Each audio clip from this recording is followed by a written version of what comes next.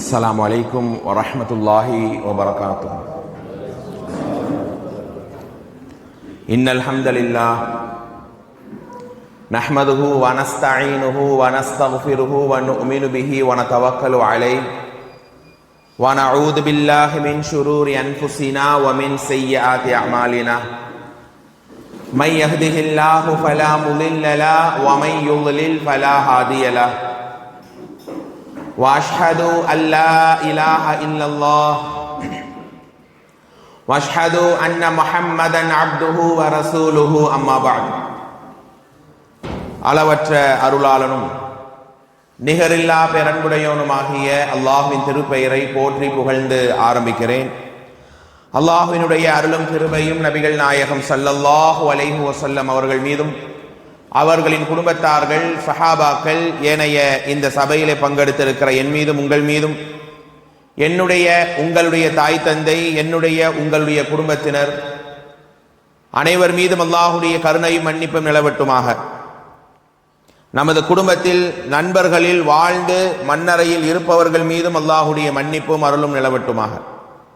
அன்பிற்கினிய சகோதர சகோதரிகளே, பெரியோர்களே, தாய்மார்களே, அல்ஹம்துலில்லாஹ், அல்லாஹ்வுடைய மாபெரும் அருளால் கருணையால் ஒரு அதிகாலை நேரம் அல்லாஹுடைய இறை இல்லத்திலே ஒன்று கூடி மார்க்க உபதேசத்தை பேசுகிற கேட்கிற நல்ல பாக்கியத்தை எனக்கும் உங்களுக்கும் அல்லாஹ் தந்திருக்கிறான். அதற்காகவே உங்களுடைய உள்ளத்திலிருந்து நீங்கள் சொல்லிக் கொள்ளுங்கள் அல்ஹம்துலில்லாஹ்.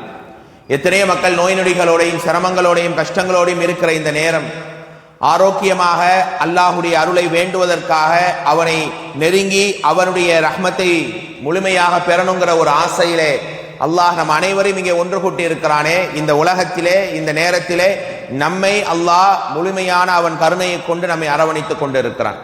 அப்படியான இந்த சபையிலே எங்களை ஒருங்கிணைத்த இறைவா, உனக்கே எல்லா புகழும் என்கிற எத்தனை முறை அல்லாஹ்வை புகழ்ந்தாலும் இந்த ஒரு அருளுக்கு அது ஈடாகாது.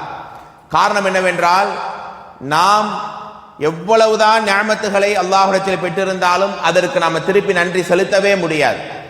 ஆனாலும் ஒரு அடியானுக்கு அல்லாஹ் நாடக்கூடிய நலவிலேயே சிறந்த நலவு. பெருமானார் சொல்வார்கள் ஸல்லல்லாஹு அலைஹி வஸல்லம், இதா அராதல்லாஹு பிஅப்தின் கைரா, ஒரு அடியானுக்கு அல்லாஹ் கைரையும் நலவையும் நாடிவிட்டால் இஸ்தஅமல்ஹு, அவர்களுக்கு அமல் செய்கிற தௌஃபீக்கை தருவான். நீங்க எல்லாருக்கும் ஆசை இல்லையா? நிறைய அமல் செய்யணும், நிறைய தொழுவணும், நிறைய திக்ர் பண்ணணும், நிறைய குர்ஆன் ஓதணும், எல்லாருக்கும் ஆசை இருக்கு. ஆனா செய்ய முடியல. ஏன்? அல்லாஹுடைய நாட்டம் வரணும், அல்லாஹ் நமக்கு அருள் செய்ய வேண்டும். அப்படி இந்த தர்பியாவுக்கே பல மக்கள் நியத்து வைத்திருப்பார்கள். ஆனால் அல்லாஹ் நாடவில்லை. அல்லாஹ் நாடிய மக்களாக நாங்கள் தான் இங்கே வந்திருக்கிறோம். அப்படியாக அல்லாஹுடைய தூதர் இன்னும் சொன்னார்கள், சஹாபாக்குடைய கேள்விக்கு எப்படி அந்த அமலை கிடைக்கும், எப்படி அந்த அமல் அல்லாஹ் எங்களுக்கு நாடுவான் போது, கபுலல் மவுத், மவுத் வரையிலும் அல்லாஹ் எங்களுக்கு அமல் செய்கிற தௌஃபீக்கை தந்து கொண்டே இருப்பான். தொழுவும் போதோ நல்லறங்களில் இருக்கும் போதோ அல்லாஹுடைய நேசத்திற்குரிய காரியங்களை செய்யும் போதோ அல்லாஹ் நமக்கு ஒரு மரணத்தை தந்து அதோடு நம்முடைய அந்த அமலோடு நம்முடைய வாழ்க்கை முடிவுக்கு வரும். அப்படிப்பட்ட ஒரு ஹைர் அல்லாஹ் நமக்கு இந்த உலகத்திலே நாடி பல அமல்களுக்குரிய தௌஃபீக்கை தர வேண்டும். அன்பானவர்களே, அப்படிப்பட்ட ஒரு அமல் தான் இந்த சபையிலே அல்லாஹ்வை நினைவு கூறக்கூடிய ஒரு கூட்டத்தில் நம்மை அல்லாஹ் ஒருங்கிணைத்திருக்கிறான். அன்பானவர்களே, இந்த அழகான தர்பியா நிகழ்ச்சியிலே எனக்கு வழங்கப்பட்டிருக்கிற தலைப்பு இறை பொருத்தமும் அதை அடைவதற்கான 10 வழிமுறைகளும் என்கிற ஒரு அழகான ஒரு தர்பியாவுக்கென்னே ஏற்ற ஒரு தலைப்பு இங்கே வழங்கப்பட்டு இருக்கிறது. இது தர்பியா தான், பயான் நிகழ்ச்சி கிடையாது. யாருடைய கையிலையும் நோட்டும் இல்லை, பேனாவும் இல்லை. சரி, ஹைர், அல்ஹம்துலில்லாஹ். எல்லாரும் உங்களுடைய உள்ளத்தில் பதிவு செய்து கொள்வீங்கன்னு நான் நினைக்கிறேன். ஏன்னா நான் பலமுறை சொல்றது தான், என்னதான் நீங்க பலமுறை பயான்கள்ல சபைகள்ல ஜும்மாவில கேட்டாலும் வீட்டில் உட்கார்ந்து ஒரு சில ஆயத்துகளையும் செய்திகளையும் படிக்கிற மாதிரி அந்த படிப்பால உள்ளத்துல பதிகிற மாதிரி வேற எந்த நிகழ்வும் கிடையாது. அப்படிதானே? எவ்வளோ பயான்களை கேட்கிறோம், பயான் கேட்காத நாளே கிடையாது. ஆனால் நம்முடைய உள்ளத்துல பதிவது என்பது கேட்பதை விட நம்ம படிக்கும் போது தான் அது நிச்சயமாக நடக்கும். சரி, அல்ஹம்துலில்லாஹ். அல்லாஹ் ரப்புல் ஆலமீன் அவனுடைய பொருத்தம் முன்னுரையிலே பேசும்போது கூட சொன்னார்கள், அந்த பொருத்தம் என்பதுதான் ஒரு முஃமினுடைய இலக்காக, லட்சியமாக, ஆசையாக இருக்க வேண்டும். ரிலா, அரபில் என்ன சொல்லுவாங்க? ரிலா, இறை பொருத்தத்துக்கு அரபில சொல்லப்படுகிற வார்த்தை ரிலா என்கிற வார்த்தை. அப்படிப்பட்ட அந்த ரிலா, அந்த திருப்பொருத்தம், அதனுடைய அளவுகோல் என்ன? இப்ப அல்லாஹ் தன்னுடைய பண்புகளை பேசும்போது அல்லாஹ் தன்னுடைய கருணை என்று சொல்லுகிறான், அதே மாதிரி தன்னுடைய ரஹ்மத் என்று சொல்லுகிறான். ஆனா அதற்கெல்லாம் மேல இருக்கிற ஒரு நிலைதான் ரிலா. அல்லாஹுடைய ரஹ்மத் இருக்கு இல்லையா, அல்லாவே ஒரு ரஹ்மத்தை தான் நம்ம கேட்கிறோம். ஆனா அந்த ரஹ்மத்தை பொறுத்தவரை எல்லாருக்கும் அல்லாஹ் நாடிய மக்களுக்கு தருகிறான். ஆனா அதற்கு மேல இறுதியாக அல்லாஹுடைய நேசர்களுக்கு அல்லாஹ் தரக்கூடிய ஒரு அந்தஸ்து தான் ரிலா என்கிற அந்த அடையாளம். அப்ப அந்த ரிலாவை அடைவதற்கு என்னுடைய வாழ்க்கை நான் என்ன முயற்சி செய்தேன்? ஒரு செய்தியை பாருங்க. அதாவது அதை கூட மேலோட்டி சொன்னார் அவர். நாளைய மறுமையினுடைய நாளில் நம் எல்லாருடைய ஆசை கனவு என்ன சொல்லுங்க? சரி, அதுக்கு மேல அல்லாஹ்வை பார்ப்பது. சொர்க்கத்துக்கு மேல இறுதியாக இருக்கிற நிலை என்ன? நாளைய மறுமையினுடைய நாளில் நான் அல்லாஹ்வை பார்க்க வேண்டும். அப்ப அல்லாஹ்வை ஒருத்தன் பார்க்கணும் என்றால் அல்லாஹ்வுடைய ரஹ்மத்து மட்டும் போதாது. அல்லாஹ்வுடைய ரஹ்மத்தை நான் அடைந்துட்டேன், ரஹ்மத்தை பெற்ற எல்லாராலையும் அல்லாஹ்வை பார்க்கணும்னா முடியவே முடியாது. அப்ப யாரால் அல்லாஹ்வை பார்க்க முடியும்? யார் அல்லாஹ்வுடைய திருப்பொருத்தத்தையும் ரிலாவையும் ஒரு இறை அடியார் இந்த நபிமார்களுக்கும் அல்லாஹ்வுடைய ரசூலுக்கும் சஹாபாக்களுக்கும் அல்லாஹ் தந்தானோ அப்படிப்பட்ட ரிலாவை நாங்கள் பெற்றால் மட்டும்தான் அல்லாஹ்வை பார்க்க முடியும். இந்த செய்தி நீங்க பல முறை கேட்டிருக்கலாம். ஆனால் இந்த வார்த்தை என் காதிலே சொர்க்கத்திலே ஒலிக்க வேண்டும். என் முகத்தை பார்த்து, என் தாய் தந்தை என் குடும்பத்தாருடைய முகத்தை பார்த்து அல்லாஹ் இப்படி கேட்கணுங்கிற அந்த நிலையை நாம் படிக்க வேண்டும். சொர்க்கத்தில் கிடைக்காத சிறப்பே இல்லை இல்லையா? சொர்க்கத்தில் ஒரு அடியானுக்கு என்னென்ன சிறப்புகளை எல்லாம் தருவான் என்று நாம பல ஹதீதுகளிலே படிக்கிறோம். எதை கேட்டாலும் கிடைக்கும். நீங்கள் நினைத்ததை அல்லாஹ் முன்னாடி கொண்டு வருவான். உதாரணத்துக்கு சொல்ல வேண்டுமே ஆனால், ஒரு விவசாயி சொர்க்கத்தில் என்ன செய்வார்? யா அல்லாஹ் எனக்கு விவசாயம் பண்ண ஆசையா இருக்குது, எல்லாமே அல்லாஹ் அங்கே தருவான். இருந்தாலும் அவர் ஆசைப்படுவார், யா அல்லாஹ் எனக்கு விவசாயம் பண்ணணும். அப்ப அந்த நேரத்தில் அல்லாஹ் ரப்பல் ஆலமீன் ஒரு வானம் பூமி அளவுக்கு இடத்தை தருவான். எடுத்துக்க. அப்ப அந்த இடத்துல என்ன செய்வாங்க? அந்த சொர்க்கவாசி புல்லை நட்டு வைத்து விட்டு எந்திரிப்பார், அதற்குள்ள மலமாயி கனியாயி கொட்டிடும். யா அல்லாஹ் ரஹ்மானே, ஒரு ஆசைக்கு கேட்டா இப்படியா என்று அவர் மெய்சில் இருப்பாராம். இந்த ஹதீதை அறிவிக்கும் போது ஒரு சஹாபி முஹாஜிர் சொல்லுகிறார், அப்படி சொர்க்கத்தில் விவசாயம் பண்ண கேட்டவர் அன்சாரியாத்தான் இருக்க முடியும், அன்சாரி சஹாபியாத்தான் இருக்க முடியும். ஏனென்றால் அவர்கள் தான் உலகத்திலே இந்த விவசாயத்தை ரொம்ப விரும்புவாங்க. ரசூலுல்லாஹி அலைஹி வஸல்லம் சிரித்தார்களாம், கடவாய்ப்பல் தெரிகிற அளவு. ஏன் இதை சொல்றேன்னா, எல்லா சிறப்பு எதை கேட்டாலும் அல்லாஹ் கொடுப்பான். ஆனா அப்படிப்பட்ட சொர்க்கவாசிகள்கிட்ட அல்லாஹ் என்ன செய்வான்? அவ்வப்போது வந்து ஒரு விசிட் பண்ணுவான், ஒரு சந்திப்பை அல்லாஹ் உண்டாக்குவான். இதெல்லாம் ஏதோ ஒரு ஹதீதாக ஒரு செய்தியாக நம்ம கேட்டு கடந்து விடக்கூடாது.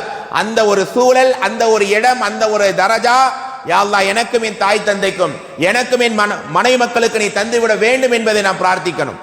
அல்லாஹ் என்ன கேட்பான்? அந்த ஒவ்வொரு அந்த வார்த்தையும் கேட்கும் போதே தோழர்களே, தாய்மார்களே, நம்முடைய மேனிகள் மெய்சில் இருக்கிறது. அல்லாஹ் சொர்க்கத்திலே வருவான். சொர்க்கத்திலே வந்து அல்லாஹ் என்ன கேட்பான் தெரியுமா? அதுரீதுன ஷைஅன் அஸீதுக்கும். சொர்க்கவாசிகளே, இன்னும் நான் உங்களுக்கு அதிகப்படுத்த விரும்புகிறேன். நான் தரக்கூடிய நியமத்துகள், ஆல்ரெடி அல்லாஹ் கொடுக்கிற அந்த சொர்க்க சிறப்புகளையே நம்மால் அதை அடைய முடியல, அதை இன்னும் நம்ம அனுபவிக்க ஆசைப்படுறோம். அல்லாஹ் கொடுத்ததையே நம்ம என்ன செய்ய முடியல, அவ்வளவு தந்தானே என்று பெருமிதத்தோடு இருக்கிற நேரம் அல்லாஹ் இன்னும் கேட்பான், இன்னும் நான் உங்களுக்கு அதிகப்படுத்த விரும்புற வேணுமா வேணுமா அல்லாஹ் கேட்பான். அந்த நேரம் அல்லாஹ்விடத்தில் அல்லாஹ் மீண்டும் கேட்பான், அடியார்களே என்னை பொருந்தி கொண்டீர்கள். அல்லாஹ் கேட்கிற முதல் வார்த்தை, இன்னும் நான் உங்களுக்கு அதிகப்படுத்தணுமான்னு கேட்டுட்டு அல்லாஹ் கேட்பான், என்னை பொருந்தி கொண்டீர்களா? நான் உங்களுக்கு தந்த கிஃப்ட் எல்லாம் போதுமா என்று அல்லாஹ் கேட்பான். அந்த நேரம் நாங்கள் சொல்லுவோம், வமா லனா லா நரலா, யா அல்லாஹ் நாங்கள் பொருத்தப்படாமல் இருக்க என்ன எங்களுக்கானது, என்ன எங்களுக்கு நீ கொடுக்கல, நீ உலகத்திலே வாக்களித்ததை எல்லாம் எங்களுக்கு தந்து விட்டாய். நீ தொழுதா என்ன தருவேன் சொன்னாயோ, ஒழுக்கமாக வாழ்ந்தால் என்ன நியமத்தை தருவதாக எங்களுக்கு சொன்னாய், எல்லாமே நீ தந்துட்டாய் இறைவா என்று சொன்ன நேரம் அப்போதுதான் அல்லாஹ் ரப்பல் ஆலமீன் சொல்லுவான், அன வஅதீகும் அஃலல மின் ஸாலிக், இதுவரை நீங்கள் சொர்க்கத்தில் அடைந்த எல்லா சிறப்புகளை விட இன்னும் ஒரு சிறப்பை நான் உங்களுக்கு தரவா, மாலம் துஅத அஹத மின் ஹல்கி, என் படைப்பிலே இதுவரை யாருக்கும் தராத ஒரு நியமத்தை நான் தரப்போகிறேன். அப்போதுதான் அல்லாஹ் சொல்லுவான், உஹில்ல அலைக்கும் ரில்வானி. அந்த ரிலாங்கிற வார்த்தை எங்கெங்கெல்லாம் அந்த ரிலாங்கிற வார்த்தை வருதுங்கிறத நீங்க அப்படியே நீங்க பார்த்துக்கிட்டே வாங்க. அல்லாஹ் சொல்லுவான், என்னுடைய ரில்வானை திருப்பொருத்தத்தை நான் இங்கே தருவேன். ஃபலா அஸ்கத அலைக்கும் அபதா, இனி ஒரு காலம் உங்கள் மீது நான் அதாவது அதிருப்தியாக மாட்டேன், கோபப்பட மாட்டேன், வெறுப்பை காட்ட மாட்டேன். இப்படி அல்லாஹ் எங்களுடைய முகத்தை பார்த்து சொல்வான். இந்த நிலை யாருக்கு? இதோ ஒரு மேலோட்டமா வாழ்ந்துட்டு அப்படி இப்படின்னு சொர்க்கம் போறாங்களே இவங்களுக்கு அல்ல. உலகத்திலே ஒவ்வொரு நொடியும் ஒவ்வொரு நேரங்களும் வாழ்விலையும் கடைசி தருணங்களிலேயும் அல்லாஹுடைய பொருத்தத்துக்காக வாழ்றாங்களே அவர்களுக்காக அல்லாஹ் தரக்கூடிய மிகப்பெரிய கிஃப்ட். இதற்கு மேல ஒரு சொர்க்கவாசிக்கு அல்லாஹ் என்ன தரப்போகிறான்? இனிமேல் உங்க மீது நான் கோவமே படமாட்டேன், என்னுடைய நிஅமத்தை என்னுடைய ரில்வானை நான் தந்துட்டேன் என்று அல்லாஹ் சொல்வானே, அந்த நிலையை அல்லாஹ் யாருடைய முகத்தை பார்த்து சொன்னானோ அவர்கள்தான் என்ன செய்ய முடியும்? அல்லாஹ்வை பார்க்க முடியும். இந்த ஹதீதை, இந்த செய்தியை புகாரிலே வருகிறது. நீங்க ஒவ்வொரு நாளும் ஈமான் பலகீனம் அடையும் போதெல்லாம் படித்து பார்க்க வேண்டிய வசனம் தான் இந்த செய்தியாக நீங்கள் பார்க்க வேண்டும். அப்படிப்பட்ட இந்த இடத்தை நாம் பிடிக்க வேண்டுமே ஆனால் சாதாரணமா கிடைச்சிருமா? தினசரி என்னுடைய வாழ்க்கையிலே நான் வாழ்கிற இப்போது நானும் நீங்களும் இருக்கிறோம், அல்ஹம்துலில்லாஹ் நாம் இன்னைக்கு வாழ்ந்து கொண்டிருக்கிறோம். இந்த வாழ்க்கை இந்த ஹதீஸிலே சொல்லப்பட்ட இடத்தை அடைய போதுமானதா? 5 வேளை தொழுகிறீர்கள், நேரம் கிடைக்கும் போது இபாதத்துகளை செய்கிறீங்க, மாஷா அல்லாஹ். ஆனா இப்போது நாம் வாழ்ற இந்த வாழ்க்கை இந்த நிலையிலேயே ஒரு வேளை மவுத் வந்து விட்டால் ஹதீஸில் சொல்லப்பட்ட அல்லாஹ் நம்முடைய முகத்தை பார்த்து என்னுடைய பொருத்தத்தை பெற்று விட்டீர்களா? அப்படிப்பட்டவர்கள் அல்லாஹ்வை கண்கூடாக பார்ப்பார்கள். நாம கேட்போம், இன்னும் வேணுமான்னு கேட்கும் போது அந்த அடியான் அல்லாஹ்வை பார்த்து என்ன கேட்பான்? இறைவா, உன்னை பார்க்க வேண்டும், என் பொருத்தத்தை பெற்றவனே, உனக்கு நான் என்னை காட்சி அளிப்பேனடா என்று அல்லாஹ் தன் திரையை அகற்றுவான். சிரித்த முகத்தோடு அல்லாஹ்வை நாம் பார்ப்போம். அப்ப இந்த இடத்தை அடைய நானும் நீங்களும் இப்போது வாழ்கிற வாழ்க்கை சரிதானா அப்படின்னா எல்லாரும் என்ன பதில் சொல்லுவோம்? இல்ல, நான் இன்னும் கொஞ்சம் அமல்களை அதிகப்படுத்தணும், இன்னும் நிறைய அல்லாஹ்வுடைய பொருத்தத்துக்காக என்ன மாத்தணும், இன்னும் நான் பெருமானார் ஸல்லல்லாஹு அலைஹி வஸல்லம் உடைய சுன்னாக்களை கடைபிடிக்க ஆரம்பிக்க வேண்டும் என்று சொல்லுவோமா இல்லையா? இங்க இருக்கக்கூடிய மக்களை உங்களை பார்த்து தான் கேட்கிறேன். இப்ப நான் வாழ்ற வாழ்க்கையை இந்த அந்தஸ்தை அடைய போதுமானதுதான் என்று சொல்ற ஒருத்தராது இங்க இருக்கிறோமா? ஒருவராது? அல்லாஹ் நாடிய மக்கள் இருக்கலாம், ஓரளவுக்கு நல்ல அமல் செய்யறவங்க இருக்கலாம். ஆனா எல்லாருமே நினைக்கிறோம், ஏனென்றால் அல்லாஹ்வுடைய ரசூல் சொன்னார்கள், அதாவது உங்களுக்கு யகீன் உறுதி வருகிற வரை அல்லாஹ்வுடைய அருளை பொருத்தத்தை தேடி ஓடிக்கொண்டே இருங்கள், அவர்களைத்தான் அல்லாஹ் பொருந்திக் கொள்கிறான். ஒரு சில வசனங்களை பாருங்க. 3வது அத்தியாயத்துடைய 162வது வசனம். ஏன் நீங்க சில வசனங்களை பதிவு செய்யுங்க, குறிச்சிக்குங்கன்னு சொல்றோம் என்றால், இந்த வசனங்கள் ரொம்ப செலக்டிவா தான் வசனங்களை சொல்றேன். இந்த வசனங்கள் எல்லாம் அல்லாஹ் நம்முடைய முகத்தை பார்த்து கேள்வி எழுப்புகிற வசனம். அல்லாஹ் கேட்கிறான் பாருங்க, அஃபமனி தபஅ ரில்வானல்லாஹ் கமன் பாஅ பிஸஹதி மினல்லாஹி. அல்லாஹ் மறுமையில 2 சாராராக பிரிக்கிறான். 2 கூட்டம் தான். ஒண்ணே அல்லாஹ்வுடைய பொருத்தத்தை பெற்றவர்கள், இன்னொன்று அல்லாஹ்வுடைய அதிருப்தியை, கோபத்தை, வெறுப்பை, சாபத்தை அடைந்தவர்கள். அப்போது அல்லாஹ்வுடைய வசனத்தின் கடைசியை கேளுங்கள், வமஅவாஹு ஜஹன்னம். யார் அல்லாஹ்வுடைய பொருத்தத்தை பெற தவறினார்களோ அவர்களுடைய தங்குமிடம் நரகம்தான், அது மீளக்கூடிய இடத்திலே ஆக கெட்டது என்று அல்லாஹ் எச்சரிக்கிறான். அப்ப 2 கூட்டத்தை யார்? அல்லாஹ்வுடைய ரிலாவை பெற்றவர்கள், அல்லாஹ்வுடைய கோபத்தை பெற்றவர்கள். அப்ப இந்த 2 கூட்டத்திலே நான் யார்? அல்லாஹ் ரப்புல் ஆலமீன் சொல்லுகிறான், ஒருவேளை அல்லாஹ்வுடைய பொருத்தத்தை ஒருவன் பெற தவறிவிட்டால், பாவங்களுக்கு மேல் பாவங்களை செய்து அல்லாஹ்வுடைய வசனங்களை பொய்ப்படுத்தி பெயருக்கு மட்டும் வாழ்ந்தவனாக இருந்தால் அவன் யார்? அல்லாஹ்வுடைய கோபத்தை விட மேலானது அல்லாஹ்வுடைய வெறுப்பு. அல்லாஹ் அவனை நாளை மறுமையில வந்த உடனே சொல்லுகிற முதல் வார்த்தை என்னன்னு தெரியுமா? இருக்காது மறுமையில வஜாஅ ரப்புக், அல்லாஹ் மலக்குகளுடைய வரிசையில வருவான் தானே. அப்படி வரக்கூடிய அந்த நேரம் அல்லாஹ் முதலாக பேசுகிற வார்த்தை என்னது? என்ன மக்களை பார்த்து சொல்லுவான்? அது இருக்கும், மக்களை பார்த்து பேசுற வார்த்தை. வம்தாசுல் யௌம் அய்யுஹல் முஜ்ரிமூன். ஓ பாவிகளே, என் அருளை வேண்டி வாழாதவர்களே, என எல்லாம் ஒண்ணா நிப்பாங்க. நல்லவர்கள், கெட்டவர்கள், தொழாதவர்கள், தொழுதவர்கள் எல்லாம் ஒண்ணா நிற்கும் போது அல்லாஹ் வருகை தந்தவுடன் இந்த மாதிரி வகை பிரிப்பான். இவரெல்லாம் என்னுடைய நேசம் பெற்றவர்கள், என் பொருத்தத்தை பெற்றவர்கள் என்று அல்லாஹ் வகைப்படுத்தி பாவிகளை தனியாக அல்லாஹ் எடுப்பான். வம்தாசுல் யௌம் அய்யுஹல் முஜ்ரிமூன். அப்ப இந்த 2 கூட்டத்திலே நான் யார் என்கிற இந்த கேள்வி அல்லாஹ் கேட்கிறான். அதே மாதிரி 92வது அத்தியாயம் 19 முதல் 21 வரை உள்ள வசனம் அல்லாஹ் சொல்கிறான், வமாலி அஹதின் இந்தஹு மின் நிஅமத்தின் துஜ்ஸா இல்லப்திகா வஜ்ஹி ரப்பிஹில் அலா வலசௌஃப யர்லா. ஒரு மனிதனுடைய ஆசையாக, நோக்கமாக, இலக்காக இருக்க வேண்டும் அல்லாஹ்வுடைய திருப்பொருத்தம் மட்டும்தான். அப்படி இருந்தால் அவர் நிச்சயமாக பொருந்திக் கொள்ளப்படுவார். அந்த இலக்கை, அந்த இடத்தை அடையணுங்கிறதுக்காகவே நீங்க ஏதாவது ஒரு அமலை செய்தால் அல்லாஹ் அந்த இடத்தை தராமல் உங்களை விடமாட்டான் என்று அந்த வசனத்தில் அல்லாஹ் பேசுகிறான். இப்படிப்பட்ட இந்த ரிலா, அந்த ரிலாங்கிறது நீங்க நினைக்கணும் சாதாரணமான ஒரு இடம் அல்ல. உங்களுடைய மனைவியிடத்தில் நல்ல பேர் வாங்கணும், உங்க கணவர்கிட்ட நல்ல பேர் வாங்கணும், நம்முடைய முதலாளி கிட்ட நல்ல ஒரு பெரிய ஒரு இடத்தை பிடிக்கணும், எல்லாம் எவ்வளவு அவருக்கு நேசத்தை பிடித்த மாதிரி போறோம். ஆனா என்னைக்காவது ஒரு நாள் அல்லாஹ் இப்படி எங்களை நேசிக்க வேண்டும், அப்படியே அல்லாஹ்வுடைய பொருத்தத்துக்காக என்னை நான் அர்ப்பணிப்பேங்கிற அந்த உணர்வு வரணுமா இல்லையா? அந்த உணர்வைத்தான் அல்லாஹ் இங்கே வெளிப்படுத்துகிறான் நபிமார்கள் வாழ்க்கை மூலமாக. ஒவ்வொரு நபிமார்களுமே அல்லாஹ்விடத்தில் வேண்டி விரும்பியது இந்த ரிலாவை தான். பாருங்க, நபிமார்களிலேயே நிறைய நிஅமத்துகள் வழங்கப்பட்ட நபிமார்கள் யாரு? இது தர்பியா தானே, பயான் மாதிரி போகுது. தர்பியா சொல்லுங்க, பதில் சொல்லுங்க. சுலைமான் அலைஹிஸ்ஸலாம் கரெக்ட். சுலைமான் அலைஹிஸ்ஸலாம், தாவூத் அலைஹிஸ்ஸலாம் தான். அல்லாஹ்வே சொல்றான், உலகத்தில் யாருக்கும் தராத மிகப்பெரிய அருளை நிஅமத்தை நாம தந்தோம். அப்ப அவங்க என்ன கேட்கிறாங்க பாருங்க, 27வது அத்தியாயத்துடைய 19வது வசனம். قال ربي أوزعني أن أشكر نعمتك التي أنعمت علي وعلى والدي. யா அல்லாஹ், எனக்கும் என் வாப்பாக்கு நீ எவ்வளவோ நிஅமத்தை தந்தாய், எவ்வளவோ அருள்களை தந்தாய். இந்த நிஅமத்துகளை எல்லாம் நாங்கள் பெற்றுவிட்டோம். இதை உனக்கு நன்றியாக திருப்பி கொடுக்க எங்களுக்கு ஒரு வாய்ப்பை தா. எப்படியான வாய்ப்பு? இந்த இடம் தான் முக்கியம். وَنَعْمَلَ صَالِحًا تَرْضَاهُ. ரிலாங்கிற வார்த்தை வருது பாருங்க. யா அல்லாஹ், நீ எந்த அமல் செய்தால் பொருந்திக் கொள்வாயோ அப்படிப்பட்ட ஒரு அமலை எங்களுக்கு தா. வஅத்ஹில்னி, என்னை நுழைத்து விடு, பிரஹ்மதிக ஃபி இபாதிக ஸாலிஹீன், உன்னுடைய நெருங்கிய இபாதத்தை செய்யக்கூடிய சாலிஹான அடியார்கள் ஒருவராக எங்களை சேர்த்துக்கொள் என்று யார் சொல்றா? சுலைமான் அலைஹிஸ்ஸலாம் சொல்றாங்க.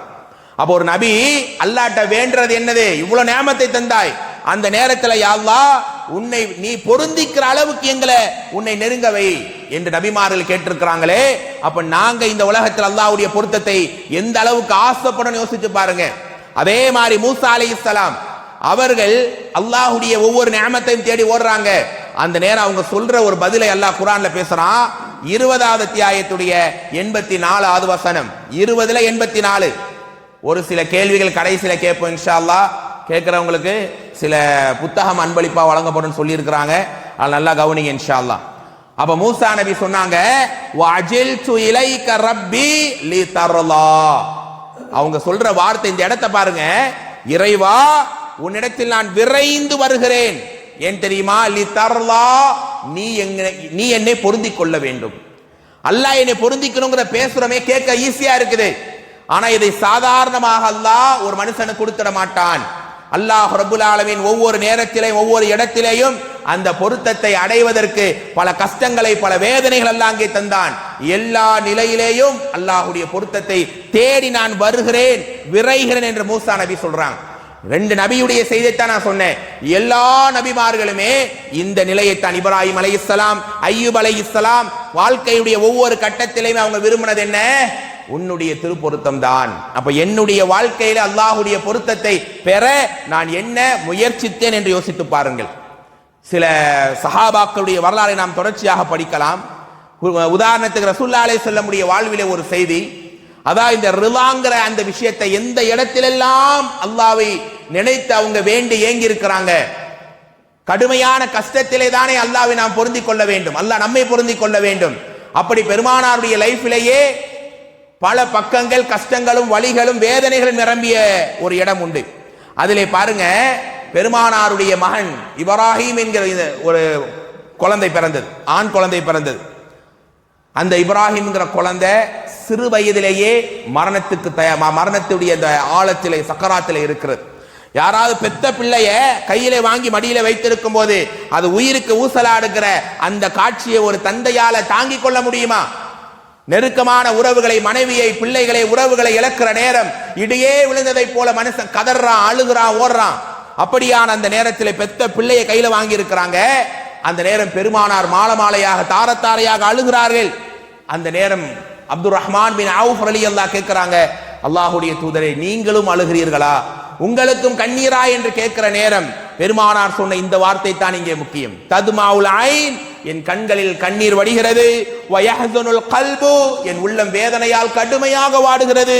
வலா வலா நகூலு இல்லா மா யர்லா, அல்லாஹ்வை நான் பொருத்தப்படாமல் இங்கே விட்டு விட மாட்டேன். அல்லாஹ் என்னை இந்த இடத்திலையும் பொருந்திக் கொள்ளணுங்கிறதுக்காக, அல்லாஹ் என்னை நேசிக்கணுங்கிறதுக்காகத்தான் இங்கே நான் கண்ணீரால் என் நன்றியை செலுத்திக் கொண்டிருக்கிறேன்.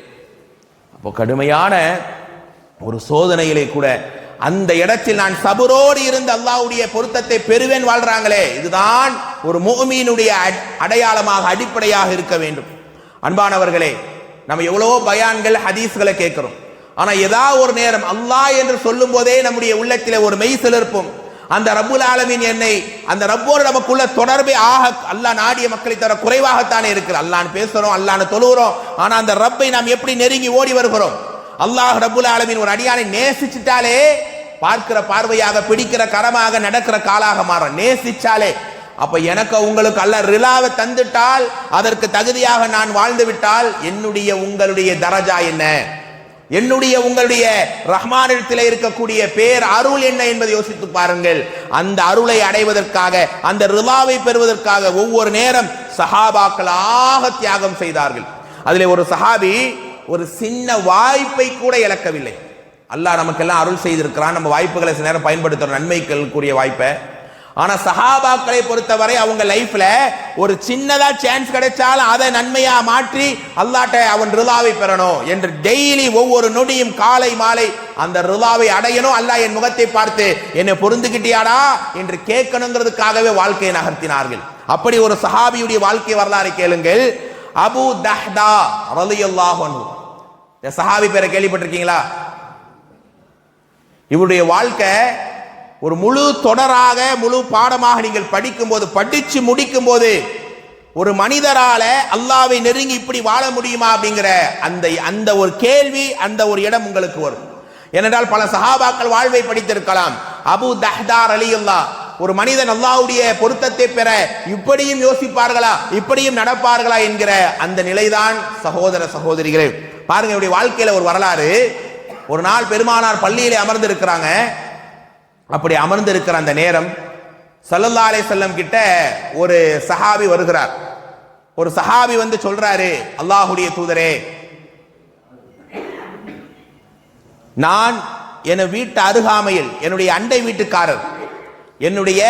வீட்டுக்காரர் ஒரு மரத்தை, அதாவது வந்து ஒரு மரத்தை வைத்திருக்கிறார். என் பக்கத்து வீட்டுக்காரர் ஒரு மரத்தை வைத்திருக்கிறார். அவர் என்ன செய்யறாரு, அந்த சவரை கட்டுகிறார். அந்த காம்பவுண்ட் சவர் சொல்லுவோம் இல்லையா, அந்த மாதிரி ஒரு சவரை நான் கட்டணும். அந்த சவரை நான் கட்டக்கூடிய அந்த நேரம் அவருடைய அந்த மரம் வந்து அப்படியே வந்து எல்லாருக்கும் நிழலா இருக்குது. அதாவது வந்து வழக்கை கொண்டு வரக்கூடியவர் என்ன சொல்றாரு, அதாவது வந்து நான் வந்து காம்பவுண்ட் சேர அவர் கட்டுறாரு. கட்டக்கூடிய நேரம் அந்த மரத்தை எடுங்கன்னு அவர் கேட்கிறார்.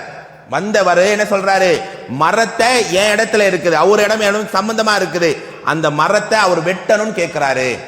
ஆனா அந்த மரம் யார் ரசூலல்லாஹ் எல்லாருக்குமே ஒரு பயனாக, எல்லாருக்கும் ஒரு அரணாக, பாதுகாப்பாக இருக்குது, நல்ல நிழல் தரக்கூடிய ஒரு மரம். ஆனா அவர் காம்பவுண்ட் சேவரை கட்டணுங்கிறதுக்காக அதை எடுக்க சொல்கிறார். நீங்க கொஞ்சம் அவர்கிட்ட பேசி அந்த மரத்தை அப்படியே விட்டுற சொல்லுங்க அப்படின்னு அந்த வழக்கை அவர் கொண்டு வரார். அந்த மரத்தை அவர் பக்கத்து வீட்டுக்காரர் வெட்ட வேணான்னு ஒரு அனுமதியை வாங்கித்தாங்க. அவர் ஒரு கிராமப்புற அரபியாக இருக்கிறார். பெருமானார் அழைத்து சொல்றாங்க, ஏன்பா நீ வந்து அந்த சவரை கட்டுற ஓகே, ஆனா அந்த மரத்தை மட்டும் விட்டுருங்க, அந்த மரத்தை தொட வேணாம் அப்படின்னு ஒன்னு அவர் கேட்க மாட்டேங்கிறார். பெருமானார் மறுபடியும் சொல்றாங்க, இந்த ஒரு மரத்தை நீ விட்டு கொடுத்தால், இந்த மரத்தை வெட்டாம நீ விட்டுட்டால் சொர்க்கத்திலே ஒரு மரத்தை அல்லாஹ் உனக்கு தருவான், சொர்க்கத்திலே அல்லாஹ் உனக்கு ஒரு மரத்தை தருவான். அதை கேட்டும் அவர் அதை ஒப்புக்கொள்ளவில்லை. இல்ல என்னால முடியாது என்று சொல்லி அவர் என்ன செய்யறார், போயிடுறார். இந்த எல்லா பஞ்சாயத்தை யார் பார்த்துட்டு இருக்கா, அபு தஹ்தா ரலியல்லாஹு அன்ஹு பார்த்து கொண்டு இருக்கிறார். நாமும் அதே மாதிரி சபையில இருந்தா ரசூலுல்லாஹ் கேட்டு பார் அவர் கொடுக்காம போயிட்டாரு என்று ஒரு பேச்சு பேசிட்டு அப்படியே கலைஞ்சு போயிட்டே இருப்போம். ஆனால் இந்த அபு தஹ்தா ரலியல்லாஹு என்ன செய்யறாரு தெரியுமா, நேரா போறார். யாரு, அந்த மரத்தை விட்டு கொடுக்க மாட்டேன், வெட்டித்தான் ஆகணும் என்று அதான் நின்றார் பார்த்தீங்களா, அவருடைய வீட்டுக்கு அப்படியே பின்தொடர்ந்து போறாரு. போய் வீட்டு கதவை தட்டுகிறார். யாருன்னு கேட்கும், நான் தான் அபு தஹ்தா. எதற்காகப்பா வந்தீங்கன்னு கேட்கும்போது, பெருமானார் உங்கள்கிட்ட அந்த மரத்தை வெட்ட வேணான்னு சொல்லி ஒரு விஷயத்தை கேட்டாங்களே, அதற்காக சொர்க்கத்திலே ஒரு மரம் என்று சொன்னாங்களே, அந்த நிலையிலே நீங்க விட்டு கொடுக்கலையே, நான் உங்களுக்கு ஒரு ஆஃபர் தருகிறேன். அபூ தஹ்தா சொல்றார், நீங்க அந்த மரத்தை வெட்டாம அப்படியே விட்டு விட்டால், அந்த மரத்தை அப்படியே நீங்க மக்களுக்காகவே விட்டு விட்டால், என்னுடைய தோட்டம் இருக்கிறது, நல்லா கவனிங்க, என்னுடைய தோட்டத்தில் 600 மரங்கள் கொண்ட பெரித்த தோட்டங்கள் கொண்ட பிரம்மாண்டமான மதீனாவிலே விளைச்சல் கொண்ட ஒரு தோட்டம், இந்த தோட்டத்தையே உங்களுக்காக நான் எழுதி வைக்கிறேன். இதெல்லாம் கதைகள் அல்ல, இப்படியான அர்ப்பணிப்பிலே மக்கள் அன்னைக்கு வாழ்ந்திருக்கிறார்கள். யாராவது இப்படி யோசிப்பாங்களா? யாராவது இந்த அளவுக்கு இறங்கி அல்லாஹ்வுடைய நேசத்துக்காக ஓடுவாங்களா என்றால் பெரிய ஒரு ஆச்சரியம் தான். அப்ப அந்த நேரம் அவங்க கேட்கிறாங்க, உங்களுடைய தோட்டம் தருவீங்கன்னா அந்த மரத்தை நான் விட்டு கொடுக்கிறேன், வெட்டாம இருந்துக்கலாம் பரவாயில்லை அப்படின்னு இவர் இந்த நபர்கிட்ட வந்து கேட்கும் போதே பெருமானார்ட்ட வந்து என்ன கேட்கிறாரு, முன்னாடி கேட்டுட்டு தான் போறாரு. அபூ தஹ்தா ரலியல்லாஹு அல்லாஹ்வுடைய தூதரே, அவரை நான் சம்மதிக்க வைத்தால், அவரை மரம் தரமாட்டேன்னு சொன்னாரே, அவரை சம்மதிக்க வைத்தால் அவருக்கு கிடைக்கும் சொன்ன அந்த மரம், சொர்க்கத்து மரம் எனக்கு கிடைக்குமா அப்படின்னு கேட்டுட்டு தான் போறாரு. ரசூல் ஆமா கிடைக்குங்கிறாங்க, அப்பதான் அவர் போறாரு. அப்போடைய அந்த தோட்டத்தை பெற்றுக்கொண்டு அந்த மரத்தை வெட்டாமல் இருக்க அவர் ஓகே பண்ணிட்டார், சரின்ட்டார். நேர பெருமானார்ட்ட வரார். யார் வரா? அபூ தஹ்தா ரலியல்லாஹு வராங்க. வந்த உடனே அபூ தஹ்தா ரலியல்லாஹு சொல்கிறார்கள், அல்லாஹ்வுடைய தூதரே சந்தோஷம்தான், அந்த நபர் இந்த மரத்தை வெட்டாமல் இருக்க அவர் சம்மதம் தெரிவித்து விட்டார். என்ன செஞ்சீங்க அபூ தஹ்தா? யா ரசூலுல்லாஹ், எனக்கு இருக்கிற மிகப்பெரிய சொத்தே இந்த என்னுடைய தோட்டம் தான், அந்த தோட்டத்தை நான் அவருக்கு அன்பளிப்பாக தருகிறேன் என்று சொன்னேன், அதனால் அவர் ஒப்புக்கொண்டு விட்டார். பெருமானார் உண்மையிலேயே அபூ தஹ்தா ரலியல்லாஹு தோளோடு தோளாக அணைத்துக் கொண்டார்கள்.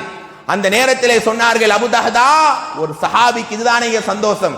சொன்னார்கள், சொர்க்கத்திலே ஒரு மரம் கிடைக்கத்தானே இப்படி செய்தாய், அவரை விட்டு கொடுக்க சம்மதிக்க வச்சா உங்களுக்கு ஒரு மரம் தானே நீங்க போய் பேசுனீங்க, ஆனால் அல்லாஹ் உங்களை பொருந்தி கொண்டு விட்டான், அல்லாஹ் உங்களை நேசித்து விட்டான். நீங்க உங்க தோட்டத்தில் எத்தனை மரம் இருந்தது? 600 மரம். அந்த 600 மரத்துக்கு பகரமாக சொர்க்கத்திலேயும் உங்களுக்கு 600 மரத்தை அல்லாஹ் தந்து விட்டதாக எனக்கு அறிவித்து விட்டான். ஒரு சஹாபி அல்லாஹ்வுடைய நேசத்துக்காக அவர் செய்த ஒரு காரியத்தை அந்த இடத்திலேயே அல்லாஹ் பொருந்தி கொண்டு விட்டான். அந்த நேரம் அவர் அந்த இடத்திலேயே அமர்ந்து அல்லாஹ்வுக்கு நன்றி செலுத்திய செய்திகளை ஹதீஸிலே சுப்ஹானல்லாஹ் எத்தனை முறை படித்தால் நம்முடைய உள்ளத்திலே கவலையாக கண்ணீராகத்தான் நகர்கிறது. அப்ப அந்த இடத்திலே கொஞ்சம் யோசித்து பாருங்க. அவங்க மனைவி கிட்ட உம்மு தஹ்தா கிட்ட போறாங்க. பெண்கள் தாய்மார்கள் கவனிக்க வேண்டும். கணவருடைய அர்ப்பணிப்புக்கு பின்னால் ஒரு ஆண் இருக்கிறான், பெண் இருக்கிறான். பெண்ணுடைய அர்ப்பணிப்புக்கு பின்னால் ஒரு ஆண் இருக்கிறான் என்கிற செய்தியை சஹாபாக்கள் வாழ்விலே படிக்கலாம். கணவர் இப்படி ஒரு தியாகத்தை, சாதாரணமான தியாகம் இல்லைங்க, வீட்டையே அவங்க தோட்டத்தை எழுதி கொடுத்துட்டு வராங்க. அந்த நேரம் அவங்க மனைவி சொன்ன வார்த்தை, அல்லாஹ் இதே வார்த்தை தான் சொல்கிறார்கள், அல்லாஹ்வுடைய பொருத்தத்தை விட அருமை கணவரை இந்த தோட்டம் பெரிதல்ல, அல்லாஹ் சொர்க்கத்தில் எங்களுக்கு 600 மரங்கள் என்றால் இதை இந்த உலகத்தில் இந்த நேரம் நம்மை விட பாக்கியசாலிகள் யாரும் கிடையாது என்று தன் கணவருக்கு ஆறுதல் சொன்ன பெண் தான் உம்மு தஹ்தா ரலியல்லாஹு அன்ஹா. அப்படிப்பட்ட அந்த நேரம் அவர்கள் வாழ்வில் இந்த சம்பவத்தை நினைத்து நினைத்து அபூ தஹ்தா சந்தோஷப்படுவார்கள். சொர்க்கத்தில் 600 மரம் என்றால் சாதாரணமானதா? சொர்க்கத்தில் ஒரே ஒரு மரம், அந்த மரத்துடைய இலை இருக்கு இல்லையா, அந்த இலையினுடைய நிழலை நீங்கள் சுற்றி வரவே எவ்வளவு நாள் ஆகும்? சொர்க்கத்தில் ஒரு மரம் இருக்குல்லங்க, உலகத்தில் இந்த செடி இருக்குது, அந்த செடியுடைய நிழல் கீழே பட்டா ஒரு ஸ்டெப்பு வச்சா அந்த நிழலை நீங்க அதாவது அடைஞ்சிடலாம் தானே. சொர்க்கத்தில் ஒரு மரத்துடைய ஒரு இலையினுடைய நிழலை நீங்கள் அடைவதற்கே 100 வருஷம். 100 வருஷம் நீங்க இன்னிலிருந்து டிராவல் பண்றீங்கன்னா எவ்வளவு தூரம் போவீங்க? அவ்வளவு தூரம் அந்த ஒரு மரத்துடைய இலையை அடையாகும். அப்ப 600 மரங்கள் ஒரு அடியான் சொர்க்கத்திலே பெற்றுவிட்டால் அவனை விட நேசன் யார்? அவர் சொல்றார், அல்லாஹ் எங்களுக்கு தந்த இந்த 600 மரத்தை விட பெருமானாருடைய நாவால் அல்லாஹ் என்னை பொருந்திக் கொண்டான் என்று அல்லாஹ்வுடைய ரசூல் சொன்னார்களே, இதைவிட என் வாழ்விலே சந்தோஷமான நெகிழ்வான தருணமே கிடையாது என்று வாழ்ந்தார்கள். நானோ நீங்களோ இப்படிப்பட்ட ஒரு தருணத்தை அடைந்திருப்போமா? அன்றாட நம்முடைய வாழ்க்கையில அல்லாஹ்வை நினைக்கிறோம், அல்லாஹ்வுடைய பொருத்தத்தை பேசுகிறோம்.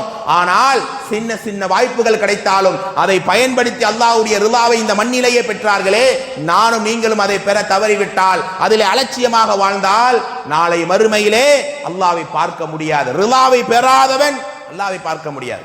அல்லாஹ்வை பார்க்காத ஒரு மறுமை நினைத்து பாருங்கள். அல்லாஹ்வுடைய நேசம் பெறாத சொர்க்கத்துடைய களத்தை நினைத்து பாருங்கள். அல்லாஹ் நம்மை பாதுகாக்க வேண்டும். அதே மாதிரி குர்ஆனிலே ஒரு வசனம் உண்டு. இந்த வசனம் நீங்கள் உண்மையிலேயே எத்தனை ஆயத்துக்களை நோட் பண்ணீங்கன்னு தெரியாது. ஆனா இந்த ஒரே ஒரு ஆயத்தையாவது நீங்கள் தயவு செய்து பதிவு செய்து கொள்ளும். ஒரே ஒரு வசனம். அல்லாஹ்வுடைய ரிலாவை இந்த மண்ணிலே ஒரு சஹாபி பெற்றார். அந்த சஹாபியினுடைய ரிலாவை அல்லாஹ் வசனமாகவே அறிவித்தான் பெருமானாருடைய நாவால். காலமெல்லாம் மறுமையினே கடைசியா ஒருத்தர் குர்ஆனை ஓதுற வரை இந்த வசனம் அந்த சஹாபியினுடைய தியாகம் அல்லாஹ்வுடைய ரிலாவை பெற்றதற்குரிய அடையாளம். சகோதர சகோதரிகளே, உங்களுக்கு எல்லாம் தெரியும், நாம எல்லாம் ஹிஜ்ரி துவக்கத்தில் இருக்கிறோம். 1446 ஆண்டிலே இருக்கிறோம். இந்த ஹிஜ்ரத்தை முன்வைத்து தானே இந்த ஹிஜ்ரி ஆண்டே இருக்கிறது. ஒவ்வொரு மனிதர்களுமே அந்த ஹிஜ்ரத்தை ஏன் செய்தார்கள் தெரியுமா? அல்லாஹ்வுடைய பொருத்தம். அல்லாஹ் அறிவித்து விட்டான், யார் ஈமான் கொண்டு ஹிஜ்ரத் செய்கிறாங்களோ அவர்களுக்கு என்னுடைய ரிலாவை நான் குர்ஆன்ல நெடுகிலும் அல்லாஹ் பேசுகிறான். பல வசனங்கள் உண்டு. அதனால எல்லாரும் தியாகத்தோடு சொத்துக்களையும் பணங்களையும் உறவுகளையும் விட்டுட்டு அவங்க போறாங்க. அதிலே ஒரு சஹாபி தான் சுஹைப் ரூமி ரலியல்லாஹு அன்ஹு. சுஹைப் ரூமி ரலியல்லாஹுடைய அந்த வரலாறு இன்னும் எத்தனையோ இளைஞர்கள் இங்கே இருக்கிறார்கள். இளமையிலே ஒரு மனிதன் அல்லாஹ்வுடைய ரிலாவை பெற்றான் என்றால் இந்த சஹாபியுடைய வாழ்க்கை யதார்த்தம். அவர் ஒரு அடிமையாக ரோம் நாட்டினுடைய ரூமி என்ன ஏன் பேர் வந்திருக்கு? ரோம் நாட்டினுடைய அரசனின் மகன், ராஜாவாக பிறந்த ஒரு பிள்ளை. ரோம் நாட்டிலே போர் தொடுக்கப்பட்ட நேரம் அவங்களுடைய வாப்பா கொல்லப்பட்ட அவங்க அம்மாவும் சுஹைப் ரலியல்லாஹு அடிமையாக கொண்டு வந்து மக்காவுடைய அடிமை பஜார்ல விற்கப்படுறாங்க. அந்த நேரத்தில் ஒரு நல்ல எஜமானி இவரை வாங்குகிறார்கள். அவருக்கு பிள்ளை இல்லாத காரணத்தால சுஹைபை பிள்ளையை போல பார்த்து அவரும் அம்பு எறிந்து நிறைய பொருளாதாரத்தை ஈட்டி கடைசியில அந்த எஜமான் இறக்கும் போது சுஹைப் ரலியல்லாஹு அவருடைய சொத்தையும் தந்து மக்காவிலேயே சுஹைப் ரலியல்லாஹு பெரிய கோடீஸ்வரர், பெரிய ஒரு செல்வந்தர். இப்போது இவர் மக்கால இருந்து மதீனாவுக்கு ஹிஜ்ரத் பண்ணி போகணும். செல்வந்தர்களையாக பிடிக்கிறார்கள், ஏழைகளை நசுக்கிறாங்க, செல்வந்தர்களை சிறைபிடிக்கிறாங்க. சுஹைப் ரலியல்லாஹுவை சிறைபிடித்து அப்படியே அமர்த்துகிறாங்க எதிரிகள். மதீனாவுக்கு போகக்கூடாது. அந்த நேரத்தில் 3-4 நாட்களாக சிறையிலேயே கிடக்கிறார் சுஹைப் ரலியல்லாஹு. அப்படி இருக்கிற அந்த நேரம் அவர் நாளுக்கு நாள் அழுகிறார், நம்ம ஏதாவது ஒரு நன்மையை மிஸ் பண்ணிட்டோமே, ஆஹா இன்னைக்கு இந்த அமலை செய்யலையே என்று என்னைக்காவது அல்லாஹ்வுடைய பொருத்தத்தை நினைத்து அழுதிருப்போமா? ஆனா இவர் அந்த இரவெல்லாம் அழுகிறார்கள். ஒரு 3 நாள் கழித்து நேரா வந்து எதிரிகள்கிட்ட கேட்கிறார். யார் கேட்கிறா? சுஹைப் ரூமி ரலியல்லாஹு கேட்கிறாங்க, எதிரிகளே என்ன செய்தால் என்னை மதீனாவுக்கு அனுப்புவீங்க? அப்போது எதிரிகள் சொன்ன வார்த்தை, சுஹைப் நீங்க மக்காவுக்கு வரும்போது அனாதையா ஏழையா ஒண்ணுமில்லாதால அடிமையா வந்தீர். இப்போது எங்களை விட நீங்கள் பெரிய செல்வந்தராக மாறி இருக்கிறீர்கள். இங்கெல்லாம் சம்பாதிச்சு அங்க போய் நீங்க எல்லாருக்கும் கொடுப்பீங்க, நாங்க பார்க்கணுமா? எனவே மக்கால சம்பாதித்த எல்லாத்தையும் இங்கே விட்டுட்டு போங்க, உங்களுக்கு நாங்கள் அனுமதி அளிக்கிறோம். யாராவது சரி இப்ப நம்ம மக்கா உள்ள போயிடுவோம், நம்ம சொத்தை பாதுகாப்ப பின்னாடி போலான்னு தானே நினைப்பாங்க. ஆனா ஒரு கணம் கூட யோசிக்காமல் சுஹைப் ரலியல்லாஹு வ குல்லு ஹாதிஹி ஸதகா, இந்த மக்காவிலே நான் பெற்றுக்கொண்ட சம்பாதித்த எல்லா செல்வத்தை நான் இங்கேயே தர்மம் செய்து விட்டேன் என்று சொல்லிவிட்டு என்ன செய்யறாங்க? மதீனாவை நோக்கி பயணப்படுகிறார். வெறும் ஈமானை மட்டும் அல்லாஹ்வுடைய பொருத்தம் கிடைக்க வேண்டும் என்கிற அந்த நிலைக்காக மதீனாவை நோக்கி பயணிக்கிறார்கள். வரலாறு படித்த மக்கள் இங்கே உண்டு.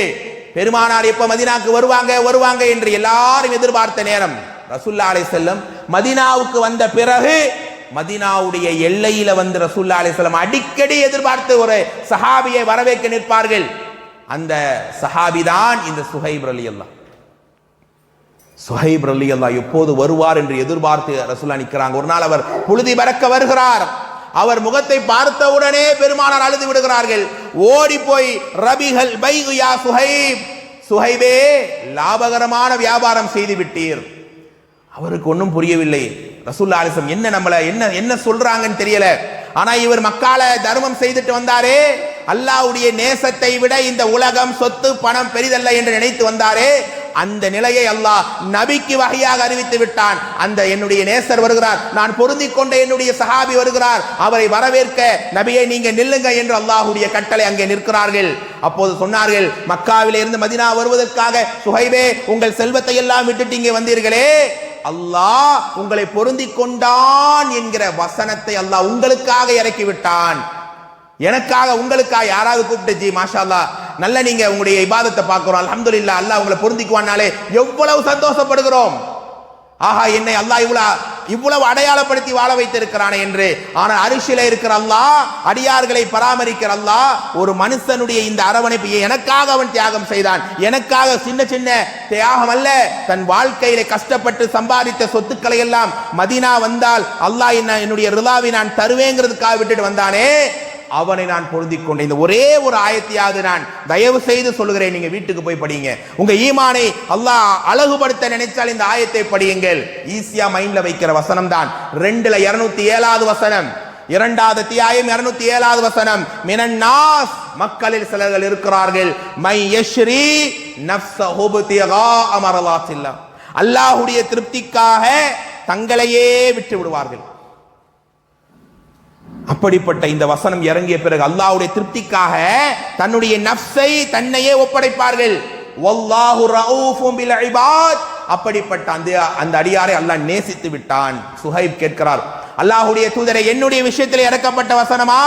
அப்படியானால் அல்லாஹ் என்னுடைய இந்த இடத்தை பொருந்திக் கொண்டால் இந்த உலகத்தில் என்னை விட பாக்கியசாலி யார் என்று சொல்லி அழுதாராம். ஒரு இளைஞர், எத்தனையோ இளமை சமூகம் இங்கே இருக்கிறார்களே, இளமை பருவத்திலே என்னுடைய ரப்பை நான் நெருங்கி அந்த ரிலாவிற்காக நான் வாழ்ந்தேனா, சராசரியாக வாழ்றார்களே, அவர்களை அல்லாஹ் ரப்புல் ஆலமீன் இந்த ரிலாவை கொண்டு அரவணைக்க மாட்டான்.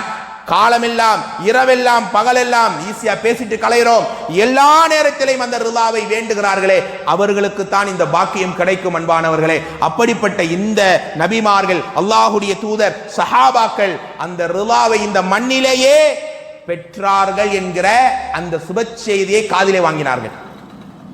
அதே ரிலாவை நானும் நீங்களும் அடைய வேண்டும் என்றால் ஒரு சில பண்புகள் நம்முடைய வாழ்க்கையில் வரணும். இந்த 10 பண்புகளுக்கு நீங்க இப்போ வாங்க.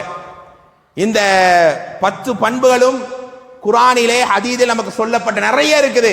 உங்களுக்கு நான் தொகுத்து ரொம்ப சுருக்கம், இந்த 10 கண்டிப்பா இருக்கணும்.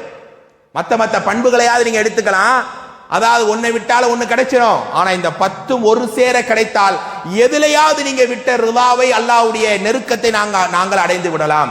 அப்படிப்பட்ட 10 பண்புகளிலே முதன்மையான பண்பு என்ன தெரியுமா? முஃமின்களாக நாம் வாழ்வது. முதலாவது பாயிண்ட், அல்லாஹ்வுடைய அந்த திருப்பொருத்தம் என்பது நிச்சயமாக அது எவ்வளவு ஆழமான ஒவ்வொரு முஃமினுடைய வாழ்க்கையிலேயும் அடிப்படையான விஷயங்களை நம்ம இந்த தலைப்புடைய முன்னுரையாக முதல் பகுதியாக தெரிந்து கொண்டோம். அன்பானவர்களை, இனிதான் அதை அப்படிப்பட்ட இவ்வளவு உயர்ந்த இலக்கான அல்லாஹ்வுடைய சொர்க்கத்தையும் அல்லாஹ்வையே பார்க்கிற அளவிற்கு வழிவகுக்கிற இந்த ரிலா அப்படிங்கிற அந்த நிலையை அடைய நிறைய வழிகள் இருந்தாலும் ஒரு 10 வழிகள் முதன்மையாக எனக்கு உங்களுக்கு நான் சொல்லிக்கொள்ள ஆசைப்படுகிறேன். அந்த 10 வழிகள் ஒவ்வொரு நாளும் இந்த 10ல் ஒன்னாவது என்கிட்ட இருக்கா? இந்த 10 வழிகளை நான் என் குடும்பத்துக்கு நான் எடுத்து வைத்தேனா? நாளுக்கு நாள் என்னுடைய குடும்பமே இறை ரிலாவை அடைந்த அந்த பொக்கிஷங்களாக மாறியதா என்பதை நானும் நீங்களும் சிந்திக்க வேண்டும். அன்பானவர்களே, அதில் முதலாவதாக நாம் சொன்னோம், மூமின்களாக வாழ்வது.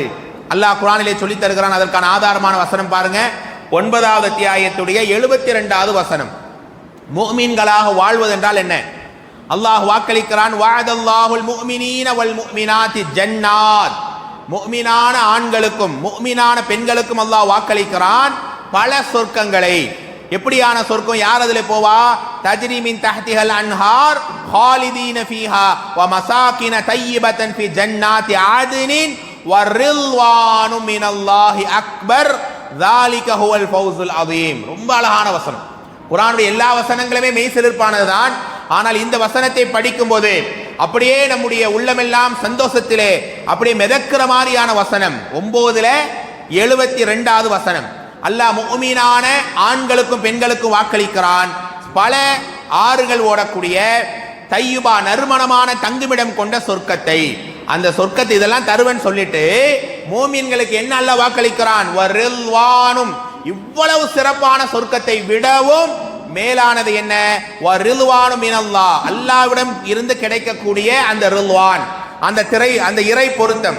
ذلك هو الفوز العظيم, அதுதான் மகத்தான உயர்ந்த வெற்றி. அதை ஒருத்தர் அடைந்தாலே அவன்தான் நிரந்தர வெற்றிக்குரியவனாக அவன் இருக்கிறான்.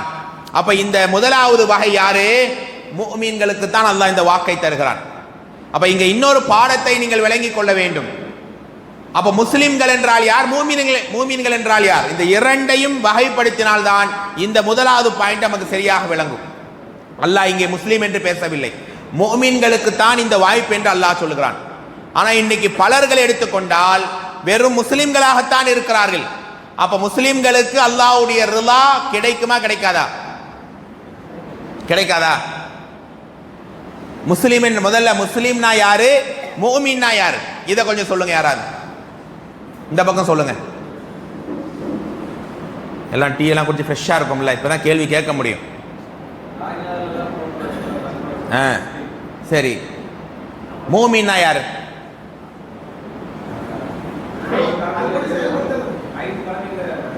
ஐந்து கடமைகளை செயல்பட்டு வாழ்றவங்க முஃமினுக்கு ஆயிடுறாங்களா, முஃமின் லெவலுக்கு போயிடுறாங்க.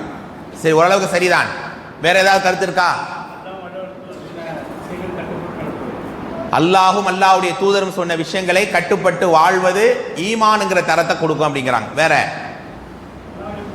இப்ப இங்க இருக்கக்கூடிய நாங்க, என்னை நான் கேள்வி கேட்பேன், நீங்க உங்களை கேள்வி கேளுங்கள். நான் முஸ்லிமா அல்லது முஃமினா? இதற்கு பதில் தெரிந்தாலே அல்லாஹ்வுடைய ரிலா எனக்கு கிடைக்குமா கிடைக்காதா நீங்க விளங்கிக் கொள்ளலாம். இது தனி பாடம். ஏனென்றால் எல்லா முஃமின்களும் முஸ்லிமாக இருப்பார்கள், எல்லா முஸ்லிம்களும் எப்படி இருக்கிறது இல்ல, மூமினாக இருப்பதில்லை. இந்த வார்த்தை, இந்த இடத்தை நாங்கள் விளங்கிக் கொள்ள வேண்டும். அப்ப அல்லாஹ்வையும் ரசூலையும் புரிந்த மக்களாகத்தான் இன்னைக்கு எல்லாருமே இந்த உலகத்திலே பிறக்கிறார்கள்.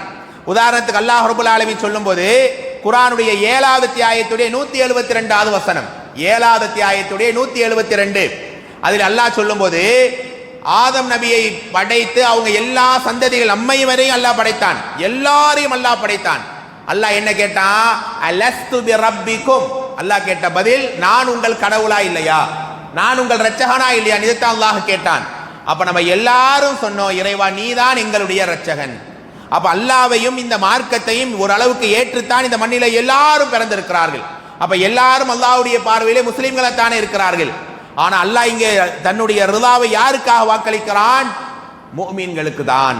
அப்ப அந்த ஈமானை, அந்த ஈமானுடைய அடையாளத்தை, ஈமானுடைய சுவையை நாங்கள் பெற்ற மக்களாக வாழும் போதுதான் அல்லாஹ்வுடைய முழுமையான ரிலாவை எங்களால் அடைய முடியும். இன்னொரு இடத்தில் அல்லாஹ் இப்படி சொல்றான், ஒரு கிராமப்புற மக்கள் வருகிறார்கள், அப்போதுதான் நம்ம எல்லாம் ரசூலுல்லாஹ் பார்க்கணும் எவ்வளவு ஏங்குறோம். அப்படிப்பட்ட பெருமானாரை நேரா சந்திக்கிறாங்க, அல்லாஹ்வுடைய தூதர் உபதேசத்தை கேட்கிறாங்க, இஸ்லாத்தையும் மார்க்கத்தையும் முழுமையாக விளங்கிய பிறகு அந்த குழு இஸ்லாத்தை ஏற்றுக்கொள்றாங்க. ஏற்றுக்கொண்ட பிறகு அவங்க சொல்றாங்க, நாங்கள் முஃமின்கள் ஆகிவிட்டோம், இஸ்லாத்தை ஏற்றுக்கொண்டு விட்டார்கள், நாங்கள் முஃமின்கள் ஆயிட்டோம்.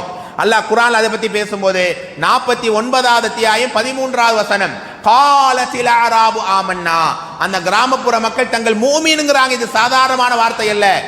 அல்லாஹ் சரி ஆர்வத்துல சொல்றாங்க, அல்லாஹ் அவர் விட்டுட்டு போனானா இல்லை. உடனே அல்லாஹ் அடுத்த வசனத்தை இறக்குகிறான், நபியே குல்லம் துமினு, அவங்கள்ட்ட சொல்லுங்க அவங்க மூமின்கள் இல்லை, அல்லாஹ்வை ஏற்றுவிட்டார்கள். ரசூலை பார்த்து பெருமானாருடைய அந்த சொல்லை நேரா கேட்டு இஸ்லாத்தை ஏற்றுக்கொண்டார்கள்.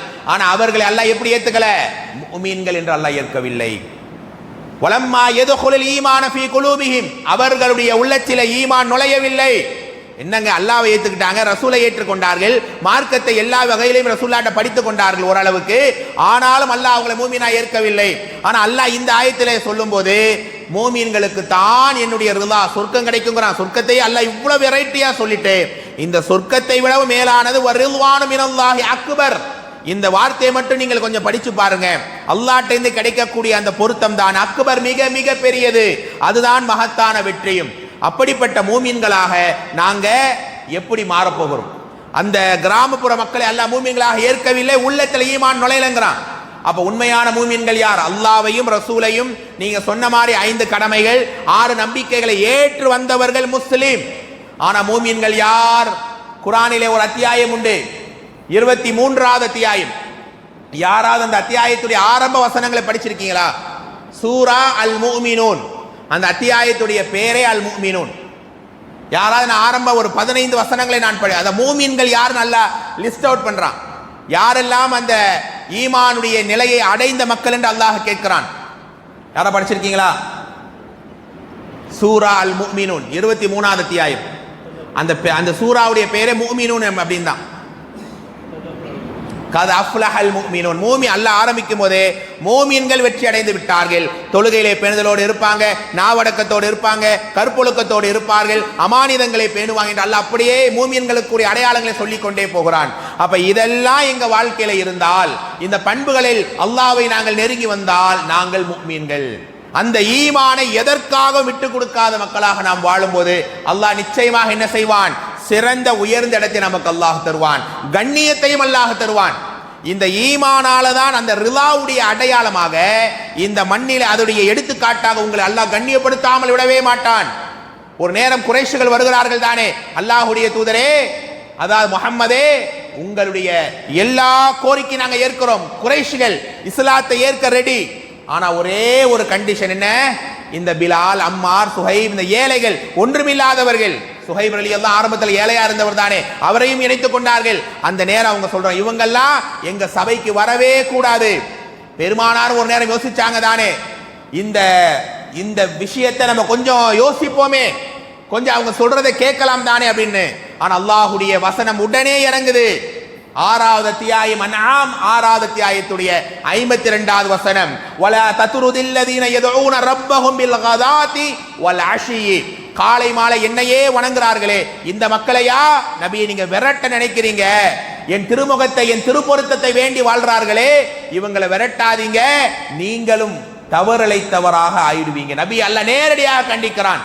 அப்ப அந்த ஏழைகள் ஒன்றுமில்லாதவர்கள் தான் அல்லாஹுடைய பார்வையிலே மிகப்பெரிய செல்வந்தர்கள், இறை பொருத்தத்துக்குரியவர்கள். காரணம் அவங்கள்ட்ட இருந்த அந்த ஈமான், அவர்கள்ட்ட இருந்த அந்த இஸ்லாம் என்கிற அடிப்படை தானே. அப்படிப்பட்ட அந்த ஈமானுடைய அடையாளம், ஈமானுடைய அந்த சுவை, ஈமானுக்குரிய அந்த இடத்தை நான் எட்டிவிட்டேனா? என்ன சொல்லுவோம்? யாராவது நானோ நீங்களோ நான் ஈமானுடைய நிலையை முழுமையாக அடைந்த மூமினா தாங்க வாழ்றேன், நான் முஸ்லீம்லாம் சொல்ல முடியாதுங்க. பெயருக்கு தானே அல்லாஹ்வை தெரியாதவன், ரசூலை தெரியாதவன், இபாதத்தில் அலட்சியமாக இருக்கிறவன், இவர்கள் தானே முஸ்லீம். நான் அப்படி அல்ல, நான் மூமினாகத்தான் வாழ்றேன்னு கொஞ்சம் உறுதியா சொல்ற அளவுக்கு நம்ம இன்னும் மாறிட்டோமா? இல்லை. ஆனா அல்லாஹ் ரப்புல் ஆலமீன் அவனுடைய அந்த ரிலாவை நமக்கு தருவதனுடைய அடையாளம் இந்த மண்ணிலேயே அந்த இஸ்ஸத்தை, கண்ணியத்தை அல்லாஹ் கொடுத்துடுவான். ஒரு நேரம் பாருங்க, பெண்கள் இங்க இருக்கிறார்கள், ஆழமாக கவனிக்க வேண்டிய ஒரு வரலாறு. அல்லாஹ் யாருக்கு இந்த ஈமான் அப்படிங்கிற கண்ணியத்தை கொடுக்கிறான்? இந்த உலகத்தில பல கஷ்டங்களை, வழிகளை தாங்கிய அந்த சஹாபாக்கள், அவர்களுக்கு சொத்தில்லை என்றாலும், சுகமில்லை என்றாலும், ஆடம்பரமான வாகனங்கள், வீடுகள் இல்லை என்றாலும், ஈமான் அப்படிங்கிற ஒரு நிலை அல்லாஹ் தந்தான் என்பதை அவர்கள் புரிந்து வாழ்ந்ததால் அந்த இஸ்ஸத்தை அல்லாஹ் தந்தான். அப்படிதான் அல்லாஹ் நாடிய மக்களுக்கு அந்த நேர்வழியை தரும்போது அதில் மிக முக்கியமானவர் யார்? ஜாஃபர் ரலியல்லாஹு அன்ஹு. ஜாஃபர் ரலியல்லாஹுடைய வாழ்க்கை பல நேரம் படித்த வரலாறு தான். அவங்க என்ன செய்யறாங்க? ஆரம்பத்தில் மக்கால இருந்து அபிசீனியாவுக்கு போறாங்க. ஆரம்ப நேரம் மக்கால கஷ்டங்கள் நிறைந்த காலம். அப்ப அங்கேயே இருந்துட்டு என்ன செய்யறாங்கன்னா, மதீனாவுக்கு ஹிஜ்ரத் பண்ணி போகும்போது அவங்க வரல. எப்ப வராங்க? ஹைபருடைய போர்க்களம் முடிந்த நேரத்திலே தான் மக்காவுக்குள்ளேயே குடும்பத்தோடு வராரு. யார் வரா? ஜாஃபர் ரலியல்லாஹு வராங்க. அதான் மூமினா நீங்க வாழும்போது அல்லாஹுடைய ரிலாவை இந்த உலகத்திலே எப்படி பெறுறீங்கன்றதுக்கு தான் இந்த உதாரணத்தை சொல்றேன். அப்ப அந்த ஜாஃபர் ரலியல்லாஹுடைய மனைவி யாரு? அஸ்மா பின்த் உமைஸ் ரலியல்லாஹு அன்ஹா. ஜாஃபர் ரலியல்லாஹுடைய மனைவியினுடைய பெயர் உங்க வீட்டு பெண்களுக்கு சொல்லுங்கள். அப்ப குடும்பத்தோட என்ன செய்யறாரு? மதீனாவுக்கு அப்பத்தான் வரார். ஹிஜ்ரத் ஆரம்பத்துல போனவர் பல ஆண்டுகள் கழித்து ரசூலுல்லாஹோட நம்ம மக்களோட இருக்கலாமே என்று ஜாஃபர் ரலியல்லாஹு குடும்பத்தோடு வருகிறார். அப்படி வரக்கூடிய அந்த நேரம் பாருங்க, ஹைபருடைய யுத்த காலத்தை முடித்துக் கொண்டு ரசூலுல்லாஹி அலைஹி வஸல்லம் மதீனாவுக்குள்ள நுழையறாங்க. இவர் குடும்பத்தோட மதீனாவுக்குள் வருகிறார். அந்த நேரம் அல்லாஹ்வுடைய தூதர் தன்னுடைய தம்பி ஜாஃபர் ரலியல்லாஹுவை பார்த்து பேரானந்தப்படுகிறார்கள். எப்படியான வார்த்தையை சொன்னாங்கன்னா, பி ஐயுஹுமா அஃப்ரஹ், நான் ஏன் இவ்வளவு சந்தோஷப்படுகிறேன், ஏன் என் மனசு இவ்வளவு துள்ளி குதிக்குது தெரியல. பி ஃபதஹி ஹைபர், ஹைபருடைய வெற்றியா, அல்லது பி குதூமி ஜாஃபர், என் தம்பி ஜாஃபரை இத்தனை ஆண்டுகள் கழித்து பார்க்கிற சந்தோஷமா தெரியாதே என்று அப்படியே சந்தோஷத்தில் அரவணைத்தார்கள். அப்படிப்பட்ட ஜாஃபர் ரலியல்லாஹுடைய அந்த ஈமானிய உறுதி அவங்க மனைவி அஸ்மா ரலியல்லாஹு கிட்ட இருந்தது. அஸ்மா பின்த் உமைஸ் ரலியல்லாஹு. ஆரம்ப நேரம் அஸ்மா ரலியல்லாஹு என்ன செய்யறாங்க தெரியுமா? அல்லாஹ் ரப்புல் ஆலமீன் எவ்வளவு அந்த தாயை அலங்கரித்தான் என்பதை இந்த வரலாறால் படிக்க முடியும். அஸ்மாவை சொல்றாங்க, அஸ்மா நீ கொஞ்சம் ஹப்சா வீட்டில் இருந்துக்குங்க, கொஞ்சம் உங்களுக்கு வீடு ரெடி ஆகிற வரைக்கும் ஹப்சா வீட்டில் கொஞ்சம் கெஸ்டா நீங்க தங்கிக்குங்க அப்படிங்கிறாங்க. ஹப்சா ரலியல்லாஹு யாரு? பெருமானாருடைய மனைவி, உமர் ரலியல்லாஹுடைய மகள். அப்ப உமர் ரலியல்லாஹு தன் மகளை ஹப்சாவை பார்க்கறதுக்காக வராங்க. இப்படி வரக்கூடிய அந்த நேரம் வீட்டில் கெஸ்ட் இருக்கிறாங்க. கேட்குறாங்க, யாரு ஹப்சான்னு கேட்கும்போது, இவங்க தான் அஸ்மா. ஓ அஸ்மா, ஜாஃபரின் மனைவி அஸ்மாவா? உமர் ரலியல்லாஹு ஒரு விளையாட்டாக ஒரு பேச்சுக்கு தான் சொல்றாங்க. ஆனா அந்த வார்த்தை கடுமையான ஒரு வார்த்தையாக எடுத்துக்கொள்றாங்க. அஸ்மா, ஓ அஸ்மாவா, அவங்கெல்லாம் இப்பதான் வந்திருக்கிறாங்களா மதீனாவுக்கு? நாங்கெல்லாம் மதீனால கால் வைப்பதற்காக ஹிஜ்ரத்துக்காக எவ்வளவு தியாகங்களை செய்தோம், எவ்வளவெல்லாம் உயிரையும் பொருளாதாரத்தையும் இழந்தோம். ஆனா இவங்க பாத்தீங்களா இவ்வளவு ரிலாக்ஸா வந்திருக்கிறாங்க. அவர்களை விட நாம தான் நன்மையில கூட, நம்ம தான் ஈமானில உயர்ந்தவர் என்று ஒரு மேலோட்டமான ஒரு வார்த்தையை தான் ஆழமாக கூட அங்கே அவர் சொல்லல. ஆனா அந்த வார்த்தை அஸ்மா ரலியல்லாஹுடைய உள்ளத்தை மிகப்பெரிய கவலைக்கு ஆளாக்கியது. உடனே வீட்டை விட்டு வெளியே வருகிறார்கள். இரவலுக்கு ஒரு ஹிஜாபை வாங்கி கொண்டு நேரா ரசூல்லா கிட்ட ஓடுறாங்க. அல்லாஹ்வுடைய தூதரே, உமர் ரலியல்லாஹு ஏன் இப்படி பேசுறாங்க? உங்களுக்கு தெரியாதா? ஆரம்பத்திலே மக்காலிருந்து நாங்கள் எவ்வளவு கஷ்டங்களையும் வலிகளையும் சுமைகளையும் தாங்கி மதீனா, அதாவது அபிசீனியாவுக்கு நாங்கள் சென்றோம். அபிசீனியாவிலிருந்து எல்லாரும் மதீனாவுக்கு போன நேரத்திலே கூட, உங்களோடு ஹிஜ்ரத் பண்ண ஆசைப்பட்ட நேரத்திலே கூட நாங்க இந்த மண்ணிலேயே இருந்து மார்க்கத்தை வளர்த்தோமே, இந்த ஈமானுக்காகத்தானே. ஆனா உமர் ரலியல்லாஹு எங்கள் உடையை, எங்கள் வாழ்வை குறை சொன்னாலும் நாங்கள் பொருத்தப்பட்டிருப்போம். ஆனால் எங்களுடைய ஈமானை அல்லவா பேசிவிட்டார். அல்லாஹ்வுடைய தூதரே, நீங்க சொல்லுங்க, நாங்க ஈமானால குறைந்தவர்களா, நன்மையிலே குறைந்தவர்களா, நீங்க சொல்லுங்க என்று கேட்டு கேட்டு அழுகிறார்கள். அப்ப அந்த பெண்ணுடைய, அந்த ஈமானிய தாயுடைய அல்லாஹ் தந்த ரிலாவை அந்த இடத்தில் அவர்கள் பெற்றார்கள். பெருமானார் மௌனமாக இருந்தார்கள். கொஞ்ச நேரம் கழித்து தலையை உயர்த்தி சொன்னார்கள், அஸ்மா நீ சந்தோஷப்பட்டுக்கொள், போய் சொல்லுங்க உமரிடத்திலே, உங்களை, அதாவது உமரை விட உங்களுக்கு 2 மடங்கு ஈமானையும் 2 மடங்கு நற்கூலியும் அல்லாஹ் தந்து விட்டான். மக்கால இருந்து அபிசீனியாவுக்கு போன ஒரு ஹிஜ்ரத், அபிசீனியாவிலே இருந்து மதீனா, அதாவது இப்போ அபிசீனியா டு மதீனாவுக்கு வந்த 2வது ஹிஜ்ரத்.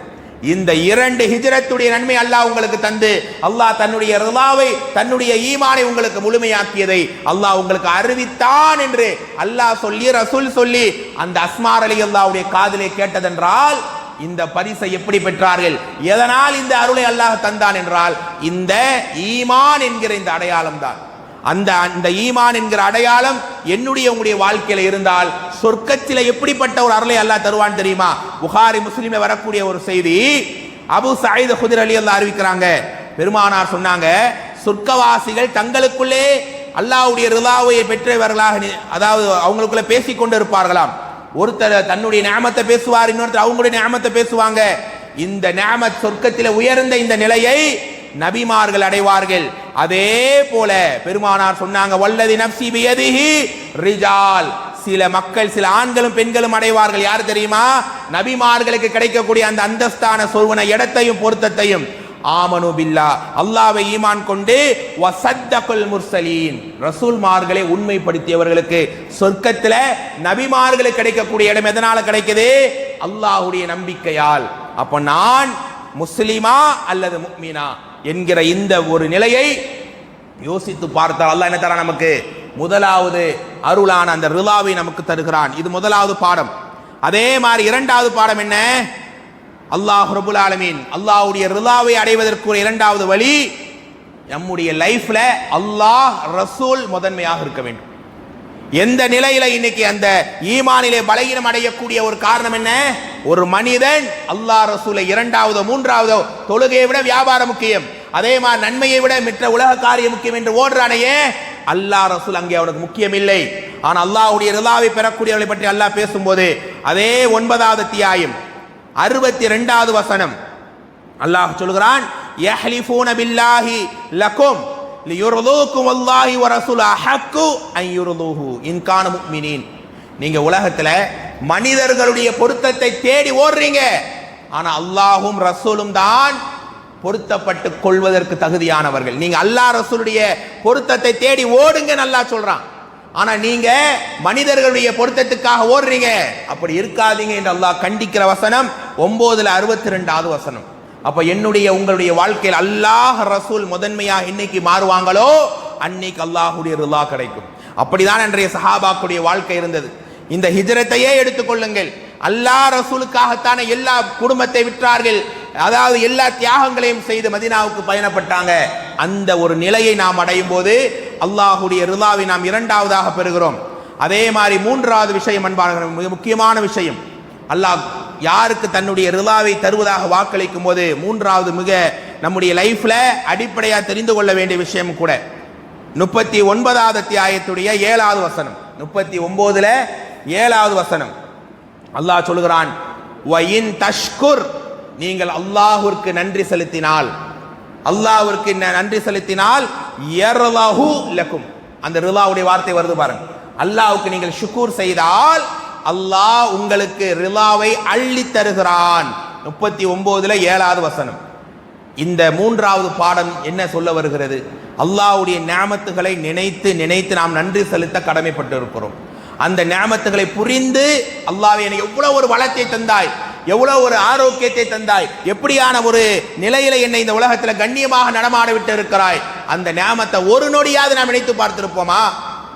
அல்லாஹுடைய ரசூல் ஸல்லல்லாஹு அலைஹி வஸல்லம் அல்லாஹுடைய நியாமத்தை நினைத்து அழாத நாள் இல்லை. ஆனா இன்னைக்கு அந்த நியாமத்தை நம்ம நினைத்து பார்ப்பதில் அல்லாஹ்வுக்கு நம்ம வயின் தஷ்குர், நீங்கள் நன்றி செலுத்தினால் அல்லாஹ் உங்களை பொருந்திக் கொள்வான். ஒரே லைன், சின்ன வார்த்தை, இதை உங்கள் உள்ளத்திலே சொல்லிக் கொண்டே இருந்தால் நானும் நீங்களும் அல்லாஹ் தந்த நியாமத்தை நினைத்து பார்க்கலாம். ஒன்றுமில்லை, அல்லாஹ் உங்களுக்கு வழங்கிய ஆரோக்கியத்தை கொஞ்சம் நினைத்து பாருங்கள். அல்லாஹ் உங்களுக்கு வழங்கிய ஆரோக்கியம், இதுல ஏதாவது ஒரு பலகீனம் வந்து விட்டால் நம்முடைய நிலைப்பாடு என்ன? திடீர் நம்முடைய உடலில் அல்லாஹ் பாதுகாக்கணும், முழு ஆரோக்கியத்தை எல்லாருக்கும் கொடுக்கட்டும். உடலிலே இருக்கக்கூடிய, நேத்து ஒரு ஹாஜியாரை பார்க்க போனீங்க, எல்லாரும் துவா செய்யணும். அவங்க சொல்றாங்க, நல்லா இருந்த ஒரு நபர் தானே, அவங்களுடைய ஈரல்ல ஒரு சின்னதா கட்டி வருது. உண்மையிலே அவங்கள்ட்ட பேசும்போது நமக்கெல்லாம் மனசு அவ்வளவு வேதனையாக இருந்தது. அது ஒரு சின்ன கட்டியால அவங்க பேச நினைக்கிறாங்க, அப்படி நெஞ்செல்லாம் எங்களுக்கு வலிக்குது ஒரு மாதிரி. அவர் சொல்லும்போது சுபஹானல்லாஹ், அப்படியெல்லாம் இல்லாம அல்லாஹ் எங்களை ராகத்தாக வைத்தான் என்று அந்த நிலையில் கண்ணீரை கொட்டியது அன்பானவர்கள்.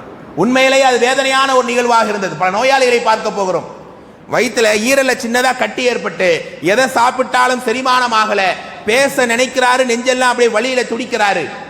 அப்ப அல்லாஹ் ரப்பல் ஆலமீன் எத்தனை ஒண்ணு இல்ல, ஒரு நாள் நீங்க ஏதாவது ஒரு மருத்துவமனைக்கு போயிட்டு வாங்க, அன்றைக்கு அந்த இடத்துல இருக்கக்கூடிய நோயாளிகள் அவங்க படுற வேதனை கஷ்டங்கள் நினைத்தால் சுபஹானல்லாஹ், நிம்மதியா எழும்புறோம், தூங்குறோம், ஓடுறோம். ஆனா அல்லாஹ்க்கு நன்றி செலுத்த என்னுடைய நாவு, என்னுடைய வாழ்க்கை நகர்வதில்லை என்றால் எப்படி அல்லாஹ்வுடைய நேசம் கிடைக்கும்?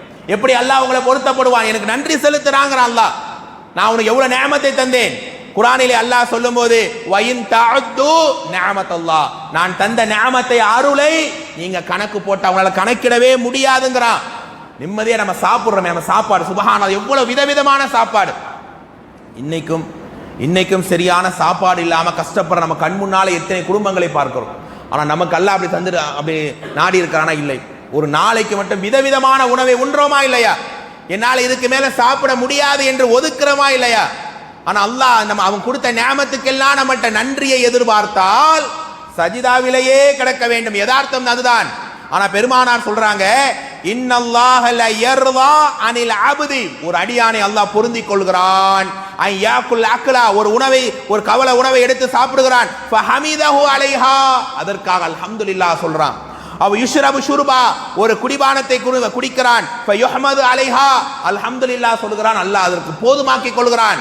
பல லட்சங்களையும் கோடிகளையும் சம்பாதித்த நேரம் ஒரே ஒரு முறை அல்ஹம்துலில்லாஹ் சொன்னால் அல்லாஹ் உங்களை பொருந்திக் கொள்கிறான். சுப்ஹானல்லாஹ்.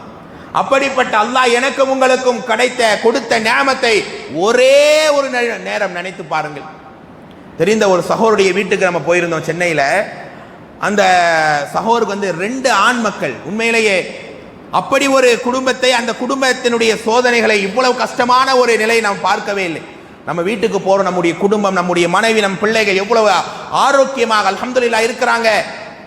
அவருடைய ஒரு மகனுக்கு, அதாவது நமக்கெல்லாம் உடம்புல சுரக்கக்கூடிய ஒரு நீர் உண்டாம், அந்த நீரால தான் மலை ஜலம் நல்லா போகுது.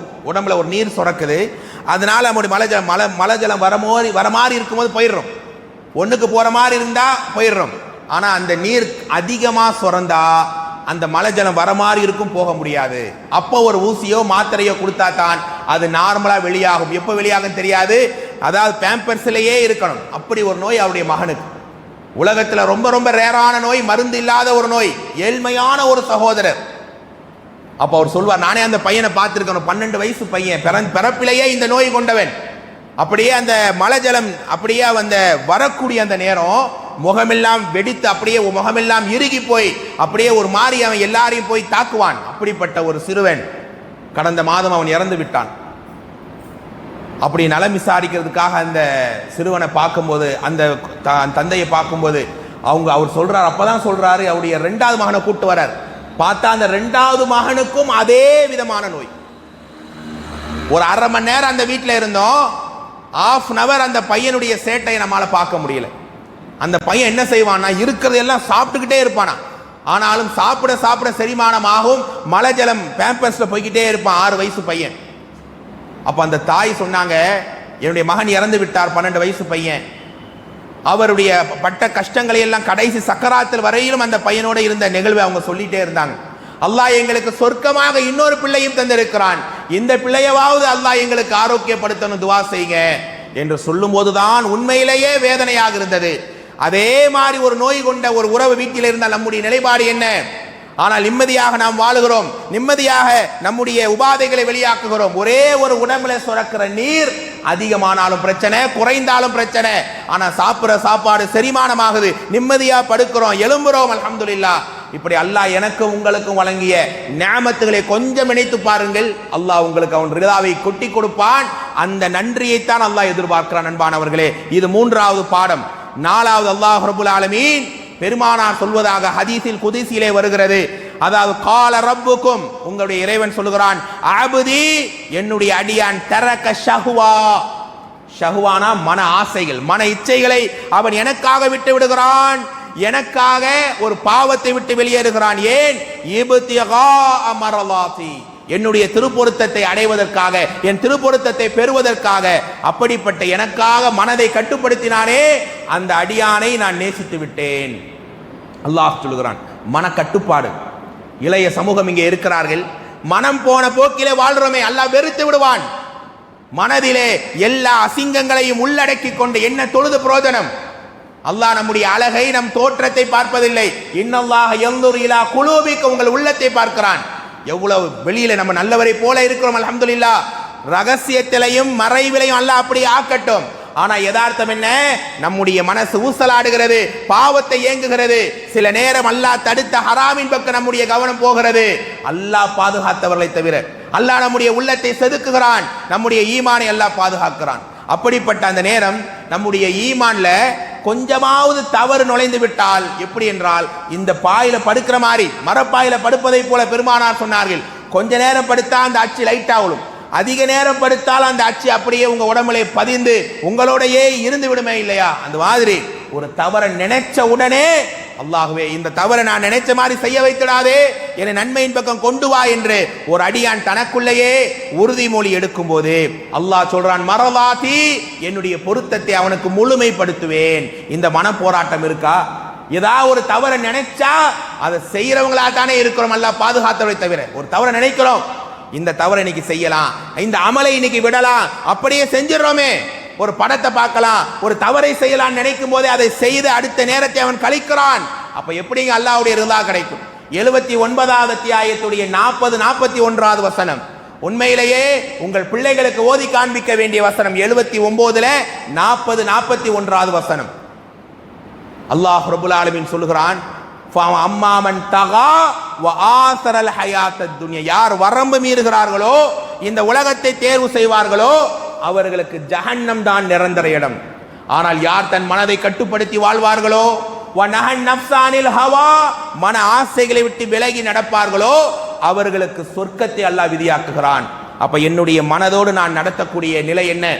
என் நஃப்ஸை நான் அடக்கி கொண்டு வாழ்றேனா? என் உள்ளத்தில் அல்லாஹ்வுடைய அச்சத்தை அதாவது முழுமைப்படுத்தினேனா என்பதை கொஞ்சம் யோசித்து பாருங்கள். இதெல்லாம் ஒவ்வொன்றுமே ஒவ்வொரு விதமான பாடம். அப்ப உள்ளத்தை கட்டுப்படுத்தக்கூடியவர்கள் அல்லாஹ்வுடைய பொருத்தத்தை பெறுவார்கள். ஒரு இளைஞர் வருகிறார், இந்த செய்தி உங்களுக்கு தெரியும். அந்த இளைஞர் அல்லாஹ்வுடைய ரசூலை சந்தித்து மார்க்கத்தை ஏற்றுக்கொள்கிறார். ஏற்றுக்கொண்ட பிறகு அவர் சொல்றார், இஸ்லாத்துடைய எல்லா கடமையும் எனக்கு ஓகே, ஆனா ஒரே ஒரு நிலை எனக்கு கஷ்டம். என்ன?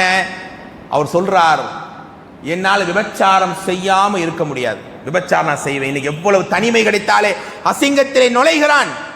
ஆனால் அந்த நேரம் ஒரு மனிதன் தனிமையிலே கிடைக்கும் போது அல்லாஹ்வை மறக்கிற நேரம் தான் அதிகம். அப்ப நான் தனிமை கிடைத்தாலோ எந்த நேரத்தில் விபச்சாரம் செய்வேங்கிறார் அவர். அப்போது பெருமானார் ஸல்லல்லாஹு அலைஹி வஸல்லம் ரசூல்லா கிட்டயே யுதன் லி ஃபி ஸினா, விபச்சாரம் செய்ய அனுமதி கொடுங்க யா ரசூலுல்லாஹ்னு கேட்கும்போது சஹாபாக்கள் வேதனையோடு அந்த இளைஞனை பார்க்கிறார்கள். அப்போது ரசூலுல்லாஹி அலைஹி வஸல்லம் அவரை அழைத்தார்கள். அழைத்து சொன்னார்கள், அதுஹிப்புஹு லி உம்மிக், இந்த விபச்சாரத்தை உன் தாய்க்கு நீ விரும்புவியா? ஒரு மனிதன் விரும்ப மாட்டானே, நவுது பில்லா வல்லாஹி லா யா ரசூலுல்லாஹ், இல்லை. உன்னுடைய சகோதரிக்கு, உன் வீட்டு பெண்களுக்கு நீ விரும்புவியா? நீ யாரோடு இருக்க நினைத்தாயோ அந்த பெண்மணி யாருக்கோ தாயாக, சகோதரியாக, மகளாக இருப்பாளே, அது நியாயம்தானா? ஒண்ணு அந்த இளைஞன் மனதோடு ஒரு போராட்டம் நடத்துகிறான். அந்த நேரம், இதனால் நீ அல்லாஹ்வுடைய கோபத்தை அடைவாயே, அல்லாஹ் உன்னை விட்டு விரண்டு உன்னுடைய பாவங்களை அல்லாஹ் உனக்கு நரகத்தில் இரையாக தருவானே என்று சொன்ன நேரம் உடனே அழுகிறார். இனி நான் இந்த விபச்சாரத்தை ஏறெடுத்தும் பார்க்க மாட்டேன், என் மனதை கட்டுப்படுத்துவேன். உடனே பெருமானார் அந்த சிறுவனை அழைத்தார்கள், தோள் மீது கை போட்டு சொன்னார்கள், அல்லாஹ்வே, அல்லாஹ் மஹ்சின் ஃபர்ஜா, யா அல்லாஹ்வுடைய கருப்பை பேணவை, வ தஹிர் கல்பா, முதல் துவா, இவர் உள்ளத்தை தூய்மையாக்கு.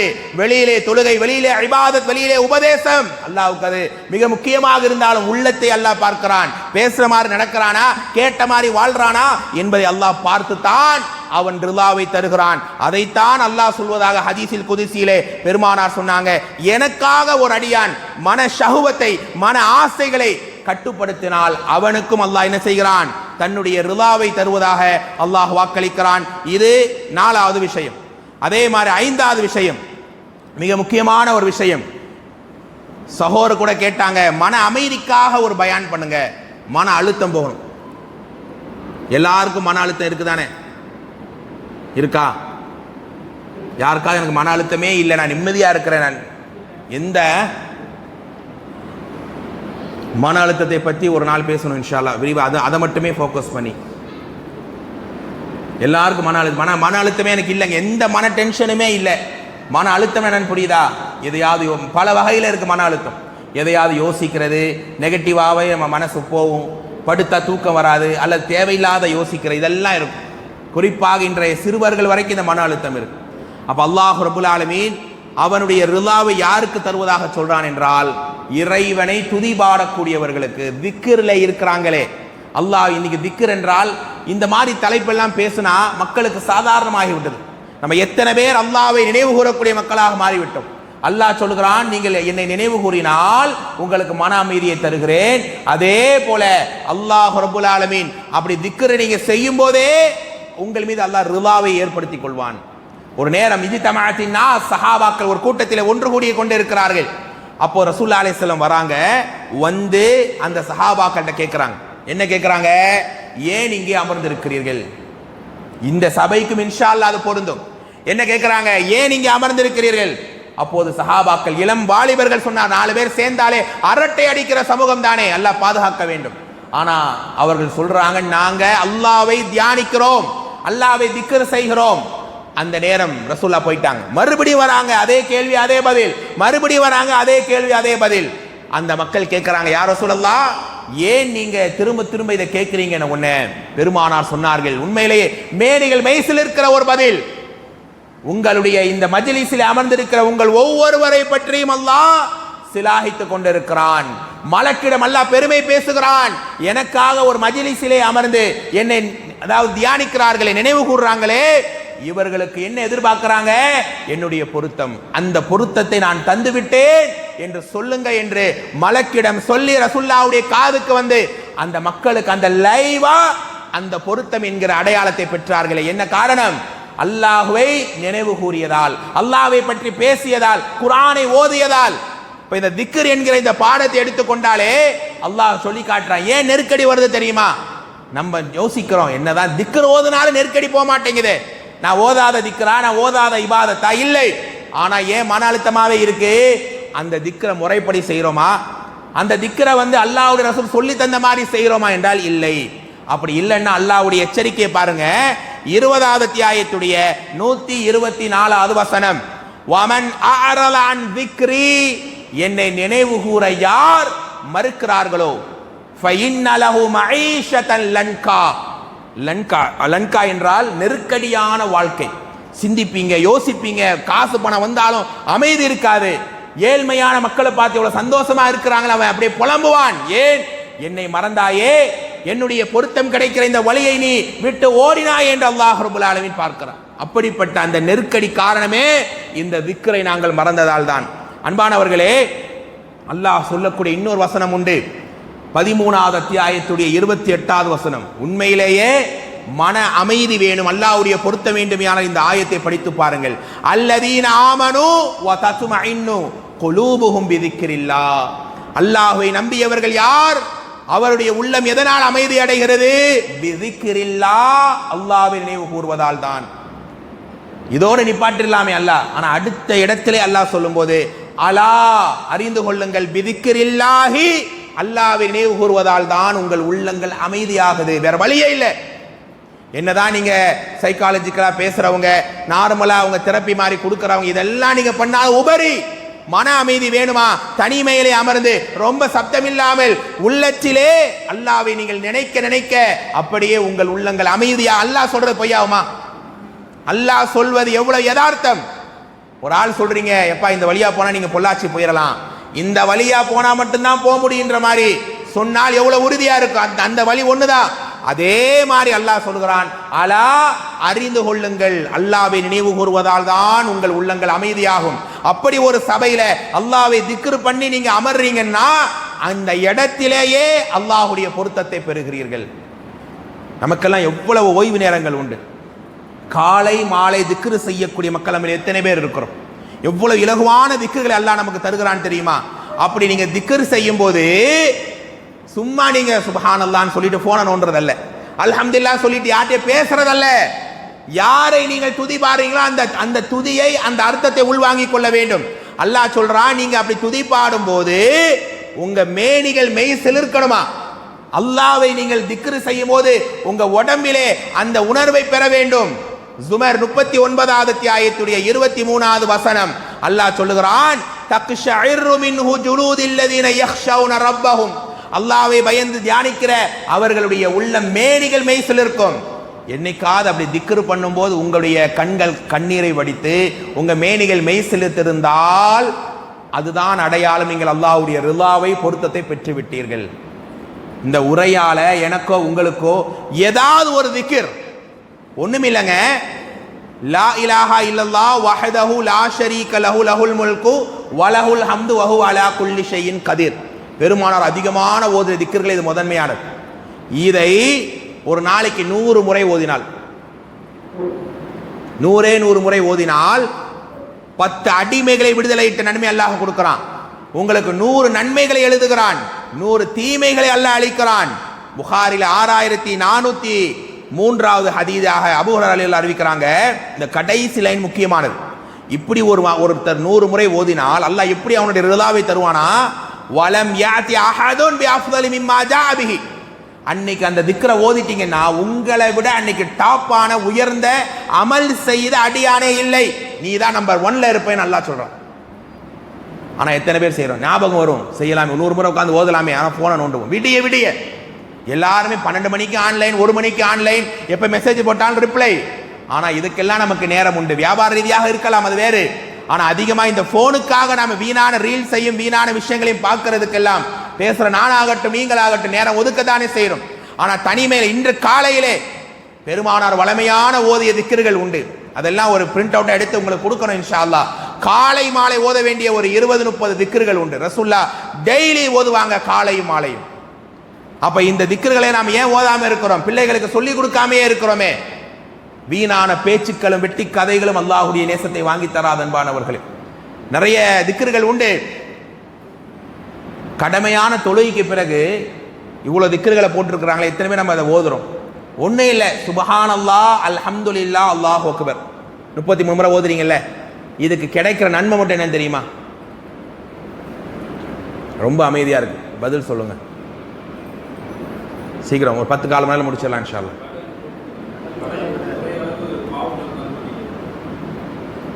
சுப்ஹானல்லாஹி வ பிஹம்திஹி சுப்ஹானல்லாஹில் அலீம், அது ஓதுனா தான்.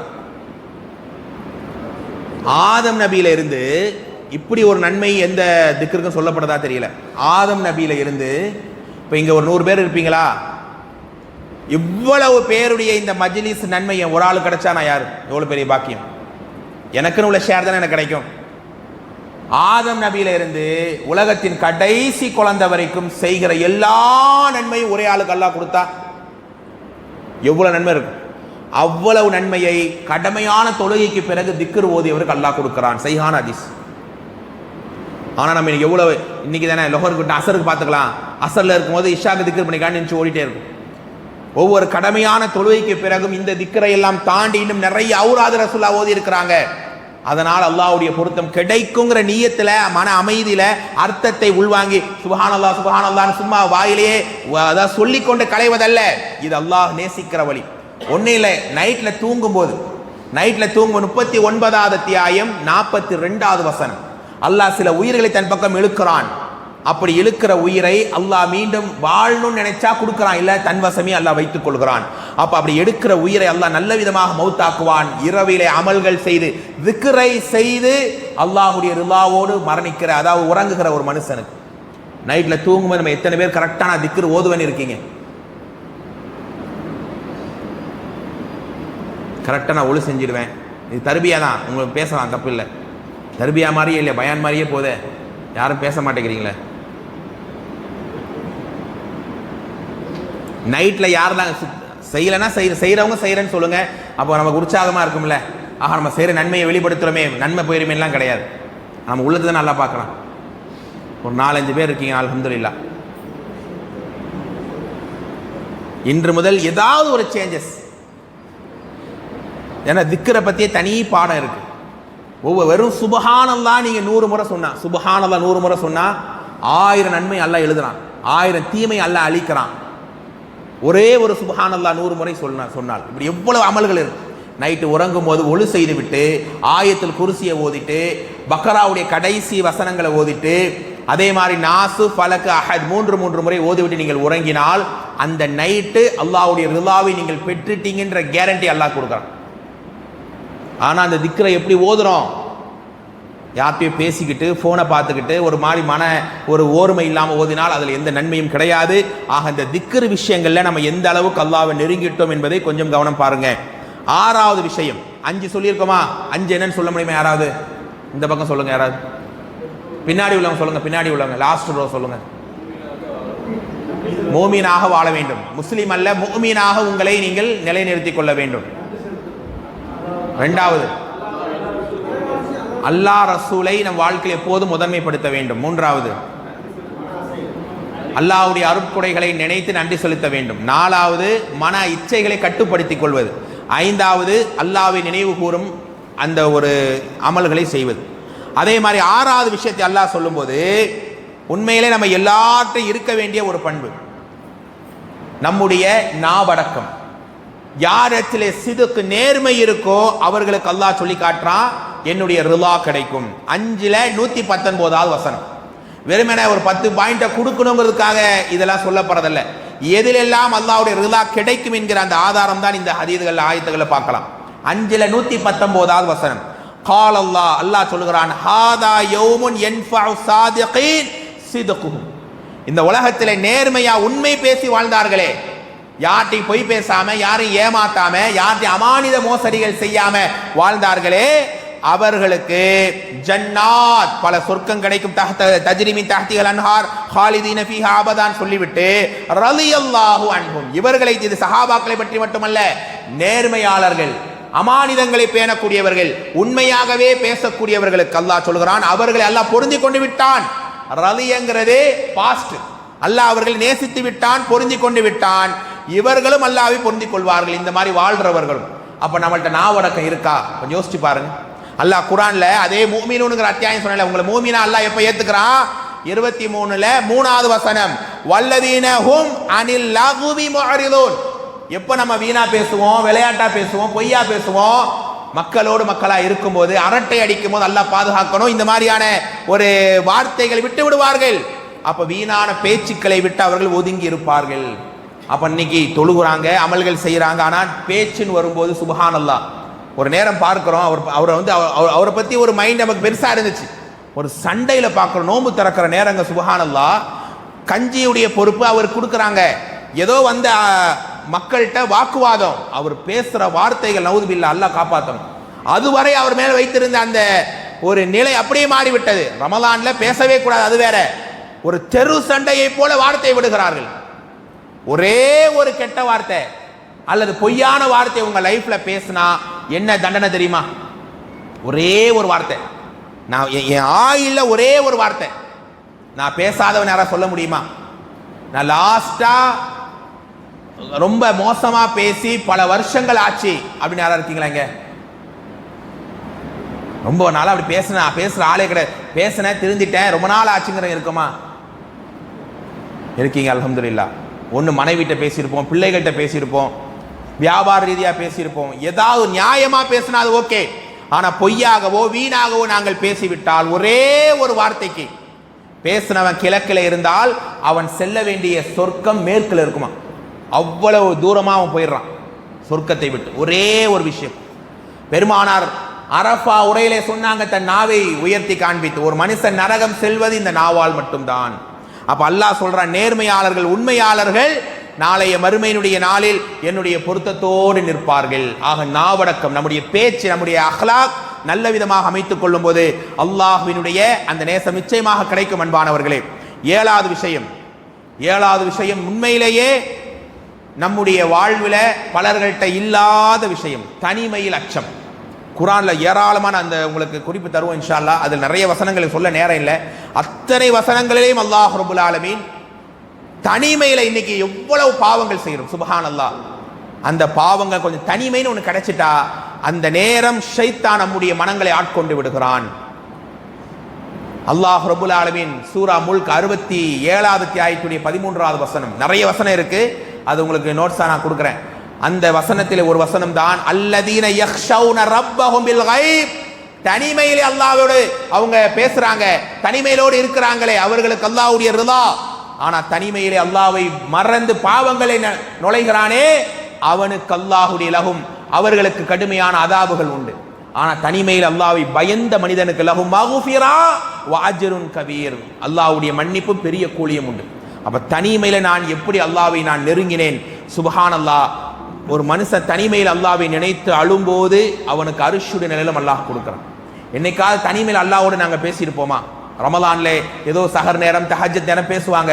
ஆனா வாரத்தில் ஒரு நாள், மாதத்திலே ஒரு நாள் உங்களோடு யாரும் வேண்டாம். அல் ஹல்வா மஅல்லாஹ், அல் ஹல்வத்து மஅல்லாஹி, அல்லாஹ்வோடு உங்களுக்கு இருக்கிற அந்த தனிமையில பாவத்தை விட்டு விலகிறது ஒரு பக்கம், தனிமையில உங்கள் ரப்போடு நீங்கள் பேசவே, நான் யார், எங்கே இருக்கிறேன், அல்லாஹ் எப்படி என்னை வாழ வைத்திருக்கிறான் என்று அல்லாஹ்வை நீங்கள் தனிமையில நினைத்து ஒரே ஒரு சொட்டு கண்ணீரை வடித்தால் அல்லாஹ் ரப்புல் ஆலமீன் அவனுடைய ரிதாவை உங்களுக்கு அளவில்லாமல் தருகிறான்.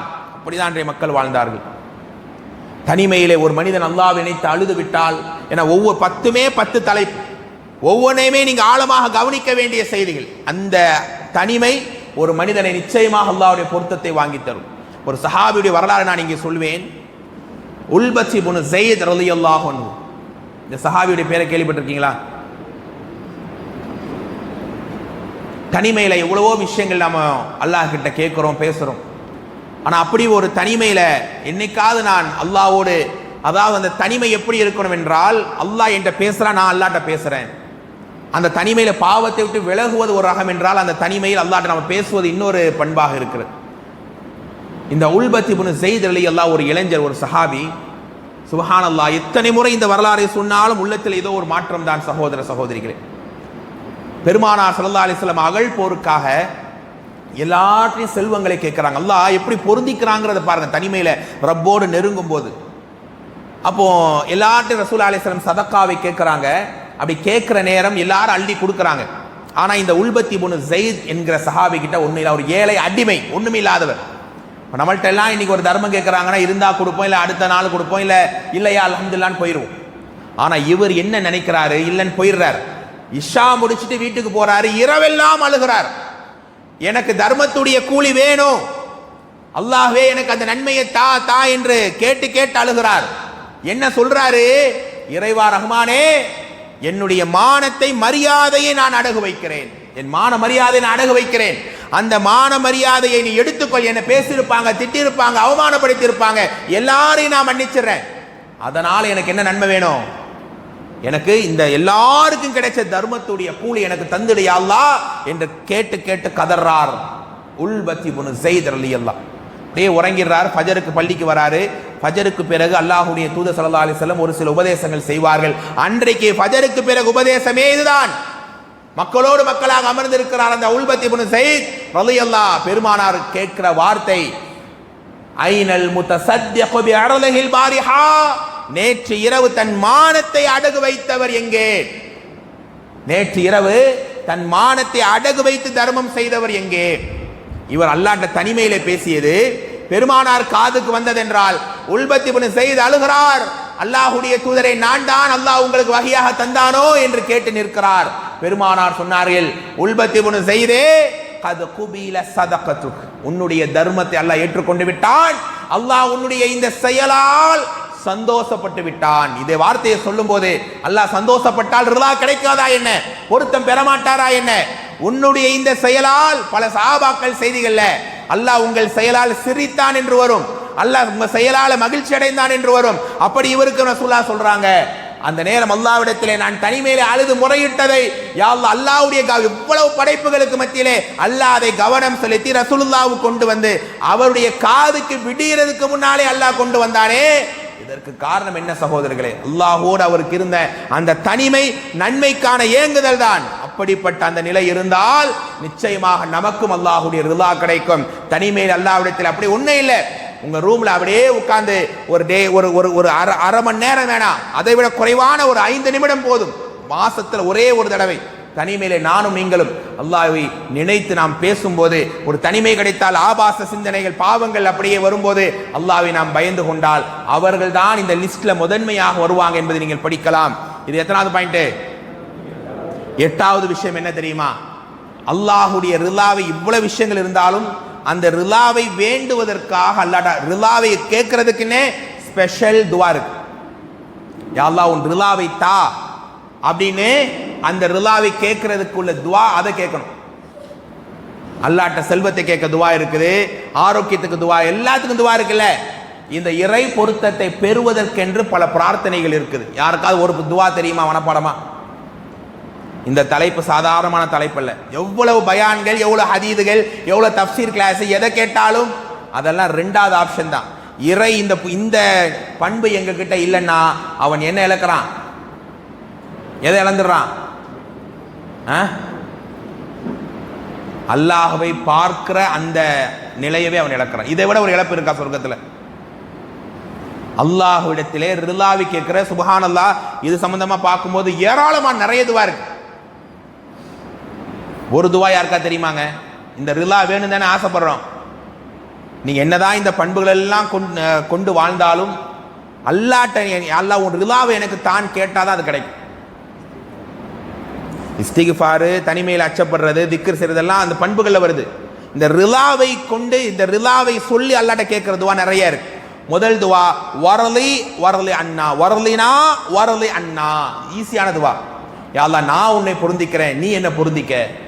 ரசூலுல்லாஹ் அதிகமா கேட்ட துவா, குறிப்பாக பயணங்கள்ல கேட்பாங்க. அல்லாஹும்ம அஊது பி ரிலாக மின் சஹதிக். யா அல்லாஹ், உன்னுடைய கோபத்தை விட உன் ரிலாவை நான் கேட்கிறேன். அதே மாதிரி உன்னுடைய தண்டனையை விட உன் தண்டனையை விட உன்னுடைய மன்னிப்பை நான் கேட்கிறேன். அல்லாஹ்ட்ட கேளுங்க, யா அல்லாஹ் உன் ரிலாவை தா. உன் ரிலாவுக்காகத்தான் நான் தனிமையிலே பயந்தேன், உன் ரிலாவுக்காகத்தான் இப்ப நான் திக்ர் பண்ணிட்டு இருக்கிறேன், உன் ரிலாவுக்காகத்தான் உனக்கு நன்றி செலுத்தினேன், உனக்காக நான் ஓடி இந்த பயானுக்கு வந்திருக்கேன், உன் ரிலாவை தா என்று கேளுங்க. அது மட்டும் இல்லாம இன்னொரு துவா உண்டு, அஸ்அலுக மினல் அமலி மா தர்லா. இந்த துவா கேள்விப்பட்டிருக்கீங்களா? அஸ்அலுக மினல் அமலி மா தர்லா. யா அல்லாஹ், நீ பொருந்திக் கொள்கிற அமலை நான் கேட்கிறேன். எந்த செயலில் உன் பொருத்தம் இருக்கும் அந்த அமலை தா. இப்படி நான் 3 துவா 4 துவா தான் சொல்லி இருக்கிறேன். ஏராளமான துவா ரிலாவை பற்றி இருக்கிறது, அதை நாம் கேட்க வேண்டும். 8வது விஷயம். 9வது விஷயம் தான் மிக முக்கியம். அது ரொம்ப நேரம் பேசணும்னு நினைச்ச டைம் இல்லை. 9வது விஷயம், அல்லாஹ்வுடைய ரிலா எப்போது கிடைக்கும் என்றால், அன்பானவர்கள், நம்முடைய இபாதத்துகள், குறிப்பாக சுன்னத்தான நஃபிலான இபாதத்துகள், எங்களுடைய இபாதத்துகள். நம்ம நிறைய பயான்கள் கேட்கிறோம், சுப்ஹானல்லாஹ், நிறைய ஹதீஸ்கள். அது உங்க ஊர்ல எடுத்துக்கிட்டீங்கன்னா அவ்வப்போது தஃப்சீர் கிளாஸ், பயான் கிளாஸ், தர்பியா, வார வாரம் பெண்கள் பயான், ஏதாவது ஒரு பயான் உங்களுடைய அமல்களை அதிகப்படுத்தி இருக்கா? இந்த பயான் ஏன் வச்சிருக்காங்க? இன்னைக்கு தர்பியா இருக்குல்ல, இவ்வளோ பேர் உங்கள் டைமை இந்த 1.5 மணி நேரம் 2 மணி நேரம் ஸ்பெண்ட் பண்ணி வந்திருக்கீங்கன்னா இது எவ்வளவு முக்கியமான நேரம் தெரியுமா? எவ்வளோ உங்கள் லைஃப்பில் அல்ஹம்துலில்லாஹ் திரும்பி இந்த நேரம் கிடைக்காது, ஆனால் அதை நன்மையாக நீங்கள் அல்ஹம்துலில்லாஹ் கொண்டு போயிட்டு இருக்கீங்க. அப்போ இந்த மாதிரியான இந்த அமல்களை எல்லாம் நம்ம செய்கிறோம், இந்த பயான் மாதிரில கலந்துக்கிறோம். என்ன காரணம்? நம்ம லைஃப் மாறணும். ஏதாவது ஒரு பயான் சமீபத்தில் உங்களை சேஞ்ச் பண்ண ஒரு பயான் இருக்கா? அல்லது ஒரு வசனம், ஒரு செயல், ஒரு செய்திகள் இருக்கா? வார வாரம் ஜும்மா பயான் கேட்குறீங்க, வார வாரம் தர்பியானிகள், எவ்வளவு பயான்கள், இவ்வளவு ஆயத்துகள், இவ்வளவு ஹதீதுகள் சொல்லப்படுது. பேசுகிற நானும் கேட்குற நீங்களோ உங்கள் லைஃப்பை சேஞ்ச் பண்ண ஏதாவது ஒரு இந்த மாதிரி விஷயங்கள் இருக்கா? இந்த பயானை கேட்டாங்க, இந்த ஆயத்தை கேட்டாங்க, அதோட என் லைஃப் மாறிடுச்சு. நேற்றுக்கு ஒரு பெண்கள் பயானில் இதே மாதிரி கேட்கும்போது ஒரு சகோதரி ஒரு ஆயத்தை ஓதி அந்த ஆயத்தை நீ மாற்றியது. நான் ஒரே ஒரு வசனத்தை சொல்லுங்களேன், யாரா பாப்பா. நோட்ஸ் எடுத்துக்கிறீங்க, நோட்ஸ் கொடுக்குறாங்க, எத்தனை பேர் வீட்டில் போய் படிக்கிறீங்கன்னு கூட தெரியாது.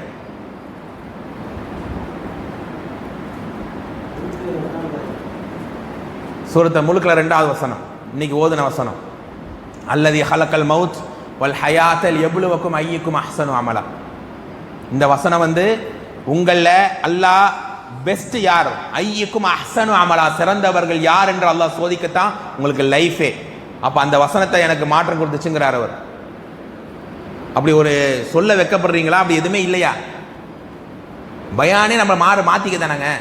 ஏதாவது ஒரு பயான் உங்களை மாற்றுச்சுன்னா சொல்லுங்கள். இன்றைக்கி நான் ஆக்சுவலாக தர்பியா மாதிரியே பண்ணலை, எல்லாரும் அமைதியாக கேட்டதுனால பயான் ஃப்ளோலையே போயிட்டேன். எனக்கு கேள்வி கேட்டால் பதில் வரமாட்டேங்குது. நிறைய செய்திகள் உங்களுக்கு கேள்வியாக கேட்க நினச்சா பாருங்க, எதுவுமே நான் சொல்லவே இல்லை. ரொம்ப பயந்த மாதிரி உட்காந்துருக்கீங்க வேறு. ஸோ நம்முடைய லைஃப்பில் ஏதாவது ஒரு பயான் கேட்டேன். இன்றைக்கி தர்பியாவால் எல்லாரும் ஒரு நியத்து வைங்க. என்ன நியத்து நான் கேட்க மாட்டேன், ஏதாவது ஒரு நியத்து. இன்று முதல் நான் இரவில் திக்ர் செய்வேன் கரெக்டாக. இன்று முதல் நான் தனிமையில் கொஞ்சம் அல்லாஹ்விடம் பேசுவேன், கொஞ்சம் என்னுடைய கோவத்தை குறைப்பேன், கொஞ்சம் ரொம்ப ஓவராக பேச மாட்டேன், என்னுடைய பேச்சில் திமிர் இருக்காமல் நான் பார்த்துக்குவேன், அல்லது என்னுடைய ஈமானை இன்னும் பிரகாசப்படுத்துகிற வேலைகளை செய்வேன், டெய்லி ஏதாவது ஒரு அரை பக்கம் குரானை ஓதுவேன். இப்படி ஒரு மாற்றம் வந்தால்தான் இந்த பயானை கேட்கறதுலையும் பேசுறதுலையும் நியாயம் இருக்கு. மாற்றம் வராமல் சும்மா பேசி கேட்டு என்ன நன்மை கிடைக்கும்? சபைக்கு நன்மை கிடைக்கும். அப்படிதான் உங்களுடைய இபாதத்துகள். அல்லாஹ் சொல்கிறான் பாருங்க, 48வது அத்தியாயத்துடைய 29வது வசனம். அதான் 2:207 சொன்னேன். கண்டிப்பாக நீங்கள் படிக்கிற வசனத்தில் அதே மாதிரி கண்டிப்பாக நீங்கள் படிக்கிற வசனத்தில் இதுவும் வரும். 48:29 48:29 தராஹும் ருக்கஅன் சுஜ்ஜதன் யப்தகூன ஃபضலம் மினல்லாஹி வரில்வானா. அந்த இறை அடியார்கள் யார் தெரியுமா?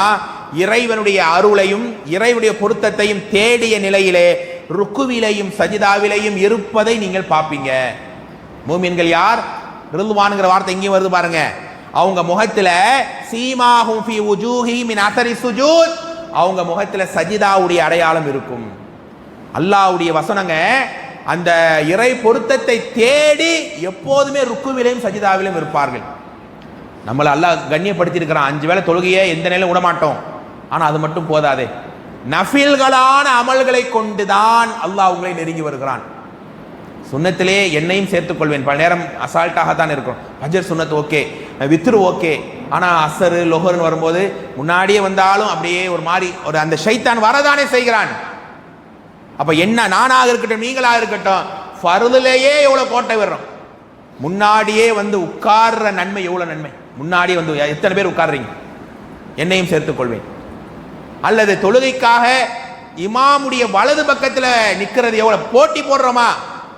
அப்படியே வரும்போதே 5:15 ஃபஜரா, 5:05 தான் அலாரம், 5:15 தான் உள்ள வரேன், ஒரு ரக்காத்து ஓடட்டுமே.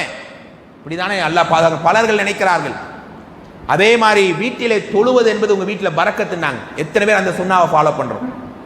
ஒவ்வொரு நாளும் நம்முடைய அமல்கள் சராசரியாகத்தான் இருக்குது. இந்த கடந்த ஒரு வருஷத்தில் என்கிட்ட இந்த அமல் மட்டும் அதிகமாக இருக்கு. 2023 விட 2024 இருந்து நான் கொஞ்சம் அமலை அதிகப்படுத்தியிருக்கிறேன், எக்ஸ்ட்ரா இதெல்லாம் செய்கிறேன் அப்படின்னு நான் என்ன சொல்லிக்க முடியுமா? நீங்கள் உங்களை சொல்லிக்க முடியுமா?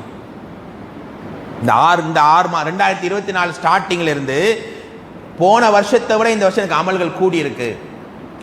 இந்த தலைப்பு சொல்லும் போதே அமல்களை பற்றி பேசுங்க தான் முதல்ல கொடுத்தாங்க. அப்போ அந்த அமல்களுடைய விஷயத்தில் நம்ம எவ்வளவு சுன்னத்துகளாக இருக்கட்டும், நஃபில்கள், எத்தனை பேர் காட்டாமல் லுஹா தொழுவார், பல பேர் தொழுகிறாங்க. ஆனால் பல நேரம் தொழுகிறவங்க கூட நாளைக்கு தொழுதுக்குவோமே, இவ்வளவு நன்மை அதுக்கு இருக்கிறது. ஃபஜருடைய தொழுகை முடிச்சுட்டு, இந்த நன்மையை எத்தனை பேர் செய்கிறாங்கன்னு தெரியாது, ஃபஜர் தொழுகை முடிச்சுட்டு அதே இடத்துல உட்கார்ந்து சூரியன் உதயமாகிற வரை திக்ரிலேயே இருந்து அதற்கு பிறகு 2 ரக்காயத்தை தொழுதால் என்ன நன்மைங்க உங்களுக்கு? ஒரு பரிபூர்ண உம்ரா செய்த நன்மை. சில அறிவிப்புகள் பலகீனமாக வந்தாலும் வேற சில அறிவிப்புகள் இது சஹீஹாத்தான் பார்க்கிறோம். என்னைக்காரம் இதை ஃபாலோ பண்ணியிருப்போம். இந்த செய்தியை உம்ரா பண்ணுறதுக்கு லட்சத்தை செலவு பண்ணி உம்ரா போய் வரும், அல்ஹம்துலில்லாஹ். அந்த நன்மை வேற. ஃபஜ்ரை தொழுதுட்டு அதே இடத்துல ரசூலுல்லாஹி அலைஹி வஸல்லம் அமர்வார்கள். அமர்ந்து சூரியன் உதயமாகிற வரை திக்ரிலேயே இருப்பாங்க. மாசத்துக்கு ஒரே ஒரு தடவை இதை பண்றோமா? என்னையும் நான் சேர்த்துக் கொள்கிறேன். அப்படியான இந்த அமல்கள் எல்லாம் எங்கள்கிட்ட வரவே இல்லைன்னா ஏன் வரல தெரியுமா? ஏன் ஃபர்துல மட்டும் அக்கறையா நம்ம இருக்கிறோம். அது கூட கேர்லெஸ்ஸா இருக்கிற மக்கள் வேற விடுங்க. ஏன் ஃபர்துல மட்டும் சுபு தொழாம தூங்கினா மனசு வலிக்குது இல்ல? 5 வேளை தொழுகை ஃபர்துல விட்டுட்டா மனசு ஏதாவது ஒரு சங்கடத்தை கொடுக்குது இல்ல? அந்த சங்கடம் ஏன் சுன்னத்திலையும் நஃபிலையும் வரமாட்டேங்குது? எத்தனை பேர் ஒன்றும் இல்லை, நஃபீலா எத்தனை பேர் நோன்பு வைக்கிறீங்க? நஃபீலா வைக்கிறீங்களா? ஒரு மாசம் எத்தனை நோம்பு நஃபீல் வைப்பீங்க? 3 வைப்பீங்க. நஃபீலா சுன்னத்து வேற. அல்ஹம்துலில்லாஹ் நம்ம திங்கள் வேலை நோம்பே வைக்கிறது இல்லை. ஆனால் அதையும் தாண்டி நஃபீலா ஒரே ஒரு நோம்பு வைக்கிறீங்களா? என்ன நன்மை தெரியுமா உங்களுக்கு? ஒரு நஃபீல் நோம்பு வச்சா அவருக்கு என்ன நன்மை கிடைக்கும் தெரியுமா? நோன்பு வைக்கிறவர் அவரை விட்டு 70 ஆண்டுகள் பயணித்தால் எவ்வளவு தூரம் போவீங்க? 70 இயர்ஸ் டிராவல் பண்ணிட்டே இருக்கீங்க. அவ்வளவு தூரத்துக்கு உங்களை விட்டு நரகம் தூரமா போயிடும். ஒரே ஒரு நோன்பு நஃபீலா வச்சா, ஆனா வைக்க முடியுதா? எவ்வளவு, அதாவது ஈஸியான வழிகள். இவ்வளவு நரகம் போயிடக்கூடாதுன்னு நம்ம இருக்கிறோம். ஒரு நஃபீல் சுன்னத்து விடுங்க, நஃபீலா. இப்போ இன்னைக்கு ஞாயிற்றுக்கிழமை, இன்னைக்கு ஒரு நஃபீலா நோன்பு வச்சிங்கன்னா இந்த சிறப்பு கிடைக்குதா இல்லையா? இப்படி எத்தனை சிறப்புகள் நமக்கு அமல்களால் கொட்டி கிடக்குது. அதுக்கான ஏன் நம்ம ஃபர்துல மட்டும் அக்கறையா இருக்கிறோம் என்றால் அதுல தண்டனை கிடைக்கும் விட்டுட்டா. ஏன் உபரியில சில நேரம் அசால்ட்டா இருக்கிறோம் என்றால் அது விட்டா ஒன்றும் இல்லையே. அப்ப நம்மள்ட்ட அமல்கள் எல்லா வகையிலும் எப்போ வரும் தெரியுமா? அச்சத்திற்காகத்தான் நம்ம அமல் செய்யறோம். அல்லாஹ் பாதுகாத்தவரை தவிர அச்சம், பயம்தான். ஆனா எப்போ நம்மள்ட்ட இந்த சுன்னத்தின் அஃபீல்கள் வரும் தெரியுமா? ஆர்வம் இருக்க வேண்டும். ஆர்வம். அல்லாஹ் குர்ஆன்ல சொல்லும்போது சஜிதா எத்தனாவது அத்தியாயம்? 32ல 16, 32ல 16வது வசனம் அல்லாஹ் சொல்றான், ததஜாஃபா ஜுனூபுஹும் அனில் மலாஜிஇ யதுஊன ரப்பஹும் ஹௌஃபன் வ தமஆ. அந்த அடியார்கள் அவங்க படுக்க ரிலாக்ஸா படுக்க மாட்டாங்க. அந்த நேரம் தஹஜ்ஜத் வந்து விட்டால் எழும்பி, ஹௌஃப்னா பயத்தோட, அல்லாஹ்ன்ற பயம், வ தமஆனா என்ன? ஆசை. சஹாபாக்கள் நன்மையில ஓடி வந்தாங்க, இவ்வளவு திக்ருகளை செஞ்சாங்க, இவ்வளவு அர்ப்பணிச்சாங்கன்னா பயம் மட்டுமா? அந்த இன்ட்ரெஸ்ட் இருந்துச்சு. இவ்வளவு நிஅமத்தை அல்லாஹ் தரானே, நம்ம ஏன் அல்லாஹ்வை நன்றி மறந்து இருக்கிறோம்? அல்லாஹ்வுக்கு நன்றிகளை செலுத்தணும் என்று அந்த ஆசையும் இருந்தது. அவர்களுக்கு தான் அல்லாஹ்வுடைய பொருத்தம் கிடைக்கும். அப்ப வெறும் பயம் மட்டும்தான் உங்க அமல்கள் இருந்துச்சுன்னா ஃபர்ல் தான், லைஃப் வரைக்கும் ஃபர்ல் ஓடுவோம். அதுலயும் நம்ம சரி பண்ண வேண்டியது இருக்குது. அப்ப அந்த ஆசை இருந்தால் நம்ம ரொம்ப இவ்வளவு நம்மளை கண்ணியப்படுத்தி இருக்கான். நம்ம உபரியான அமல்களை செய்வோம், உபரியா நோன்பு வைப்போம், உபரியா நிறைய திக்ருகளை செய்வோம் என்கிற அந்த ஆசையும் இருந்தால், ஹவுஃப் பயமும் இருக்கணும், அச்சமும் இருக்க வேண்டும், ஆர்வமும் இருக்க வேண்டும். அப்ப அல்லாஹ் இந்த ஆயத்துல பயம் மட்டும் சொல்லியே, ஹவுஃப் மட்டும் சொல்லையே, தம்ஆ ஆசையும் அவர்களுக்கு இருக்க வேண்டும். அது இருந்துச்சுன்னா ஃபர்துல இன்னும் நம்ம பெர்ஃபெக்ட்டா இருப்போம், சுன்னத்துல இன்னும் கவனமா இருப்போம், நஃபில்களிலேயும் அல்லாஹ்வை நெருங்கி நாம் போகுவோம். அப்ப அமல்கள்ல ஏதாவது ஒரு அமல் நியத்து வைங்க, இனிமேல் நான் இன்ஷா அல்லாஹ் தொடருவேன். அடுத்து இன்ஷா அல்லாஹ், அல்லாஹ்வுக்கு எல்லா புகழும். யாராவது கேட்டாங்கன்னா இதே மாதிரி ஒரு பயான் உங்களை மாத்திச்சான்னா, இந்த பயான் மாத்தினதா என்னையும் உங்களையும் இருக்கட்டும் இன்ஷா அல்லாஹ். அடுத்து எத்தனாவது பாயிண்ட்? 9வது சொல்ல போறேன். 10வது விஷயம். இந்த 10வது பாயிண்ட் என்பது இறுதியான விஷயம் அல்ல. ஏனென்றால் இந்த ரிலாவை பெறுவதற்கான வழிகள் அப்படின்னு நீங்க செக் பண்ணி கூகுள்லேயே பார்த்தா கூட ஏராளமான பாயிண்ட் வந்து கொட்டு. ஆனா இந்த 10வது பாயிண்டை தான் இமாம்கள் ரொம்ப அடையாளப்படுத்துறாங்க. குர்ஆனுடைய 3வது அத்தியாயம் 31வது வசனம், 3ல 31வது வசனம், குல் இன் குன்தும் துஹிப்பூனல்லாஹ், அல்லாஹ் உங்களை பொருத்தப்பட வேண்டுமா, விரும்ப வேண்டுமா, என்ன செய்யணும்? ஃபத்தபிஊனி, நபியை பின்பற்றுங்கள். அப்ப என்ன செய்வோம்? அல்லாஹ் உங்களை எப்படி அல்லாஹ் வாக்களிக்கிறான்? அல்லாஹ் உங்களை நேசிப்பான். யுஹிப்புக்குமுல்லாஹ் வ யக்ஃபிர் லக்கும் துனூபக்கும் வல்லாஹு கஃபூருர் ரஹீம். அல்லாஹ் உங்களை நேசிப்பான், உங்கள் பாவங்களை மன்னிப்பான். இந்த வசனம் பிரபலமான வசனம். அப்போ இந்த 10வது விஷயம் நபி வழி நடத்தல். இது பற்றியான விரிவான ஒரு செய்தி தான் இன்ஷா அல்லாஹ் ஈவினிங் ரஹ்மான் பயான்ல சொல்ல இருக்கிறோம். அல்லாஹ்வுடைய தூதர் வழி நடந்தால் என்னென்ன சிறப்புகள் கிடைக்கும் என்பதுதான் அதோடைய சாராம்சம். அந்த விஷயங்களை இன்னும் நாம தெளிவாக அறிவதற்கு வாய்ப்புள்ளவங்க ஈவினிங் வாங்க. இந்த 10 விஷயங்கள் இன்ஷா அல்லாஹ் நம்முடைய வாழ்க்கையில ஏதாவது ஒன்லையாவது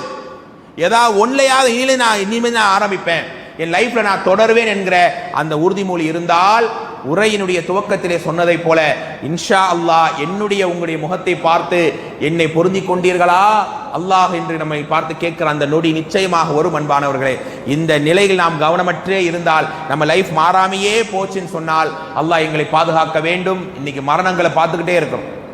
வெளியூருக்கு வந்த இடத்துல நேற்று ஒரு ஜனாசா, தினசரி வீட்டில் இருப்போம், 12 மணிக்கு ஒரு ஃபோன் வரும், ஹஸ்ரத் கொஞ்சம் ஜனாசா இருக்கு பக்கத்தில் வாங்க, ஒரு சின்ன பயான் பண்ணிட்டு போங்க.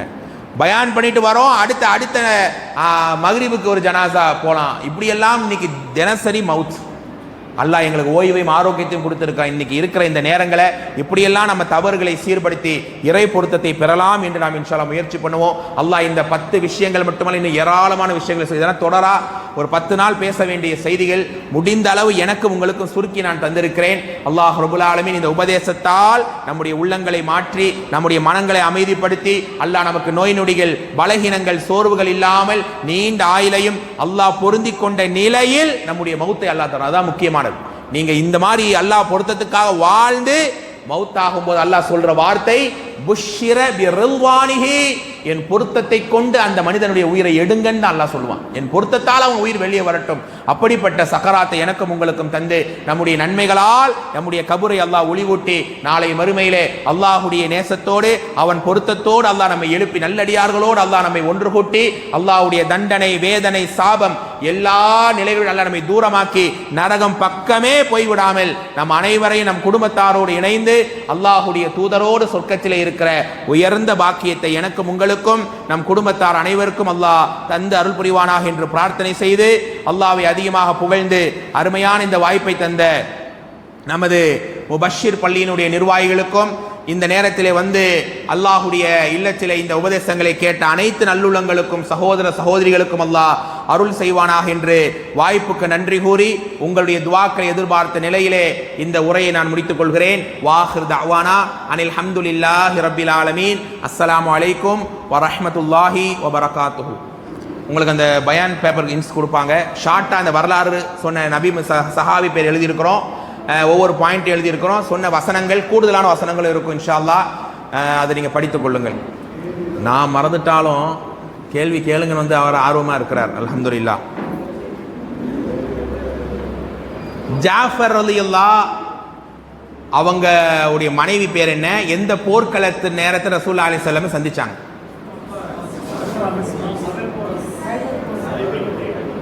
எல்லாரும் சொன்னா எப்படி பண்ண சொல்றது? ஃபர்ஸ்ட் அவர் கை தூக்குனார். அவருக்கு நீங்க சொல்லுங்க கரெக்டா.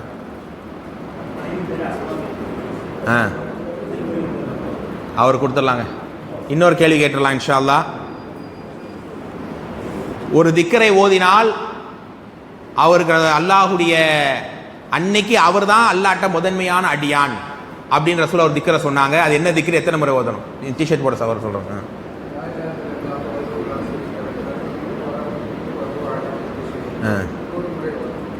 அல்ஹம்துலில்லாஹ் அவர் கொடுத்துடலாம். அடுத்து சொன்ன இந்த பாயிண்ட்ல 10 பாயிண்ட்ல இறுதியா சொன்ன ஒரு 3 பாயிண்ட் யாரா சொல்லுங்க. ஃபர்ஸ்ட் கை தூக்குறவங்களுக்கு. நாங்க இவ்வளவு ஈஸியா கேட்டு யாருமா சொல்லுங்க. Last 3 point.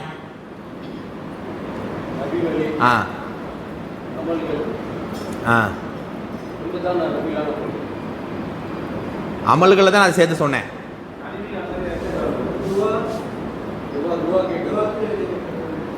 லாஸ்ட் சொன்ன பாயிண்ட் அல்லாஹ்ட ரிலாவை துவா கேட்கணும், அமல்களில் முன்னேறணும், நபி வழி நடக்கணும். அவங்களுக்கு கொடுத்துடலாம் இன்ஷா அல்லாஹ். இவங்க 2 பேர் கொடுத்துருங்க இன்ஷா அல்லாஹ். ஏன்னா எல்லாரும் வந்திருக்கீங்க, ரொம்ப கேள்வி கேட்டு தொந்தரவு பண்ணக்கூடாதுன்னு முடிச்சுக்கலாம் இன்ஷா அல்லாஹ்.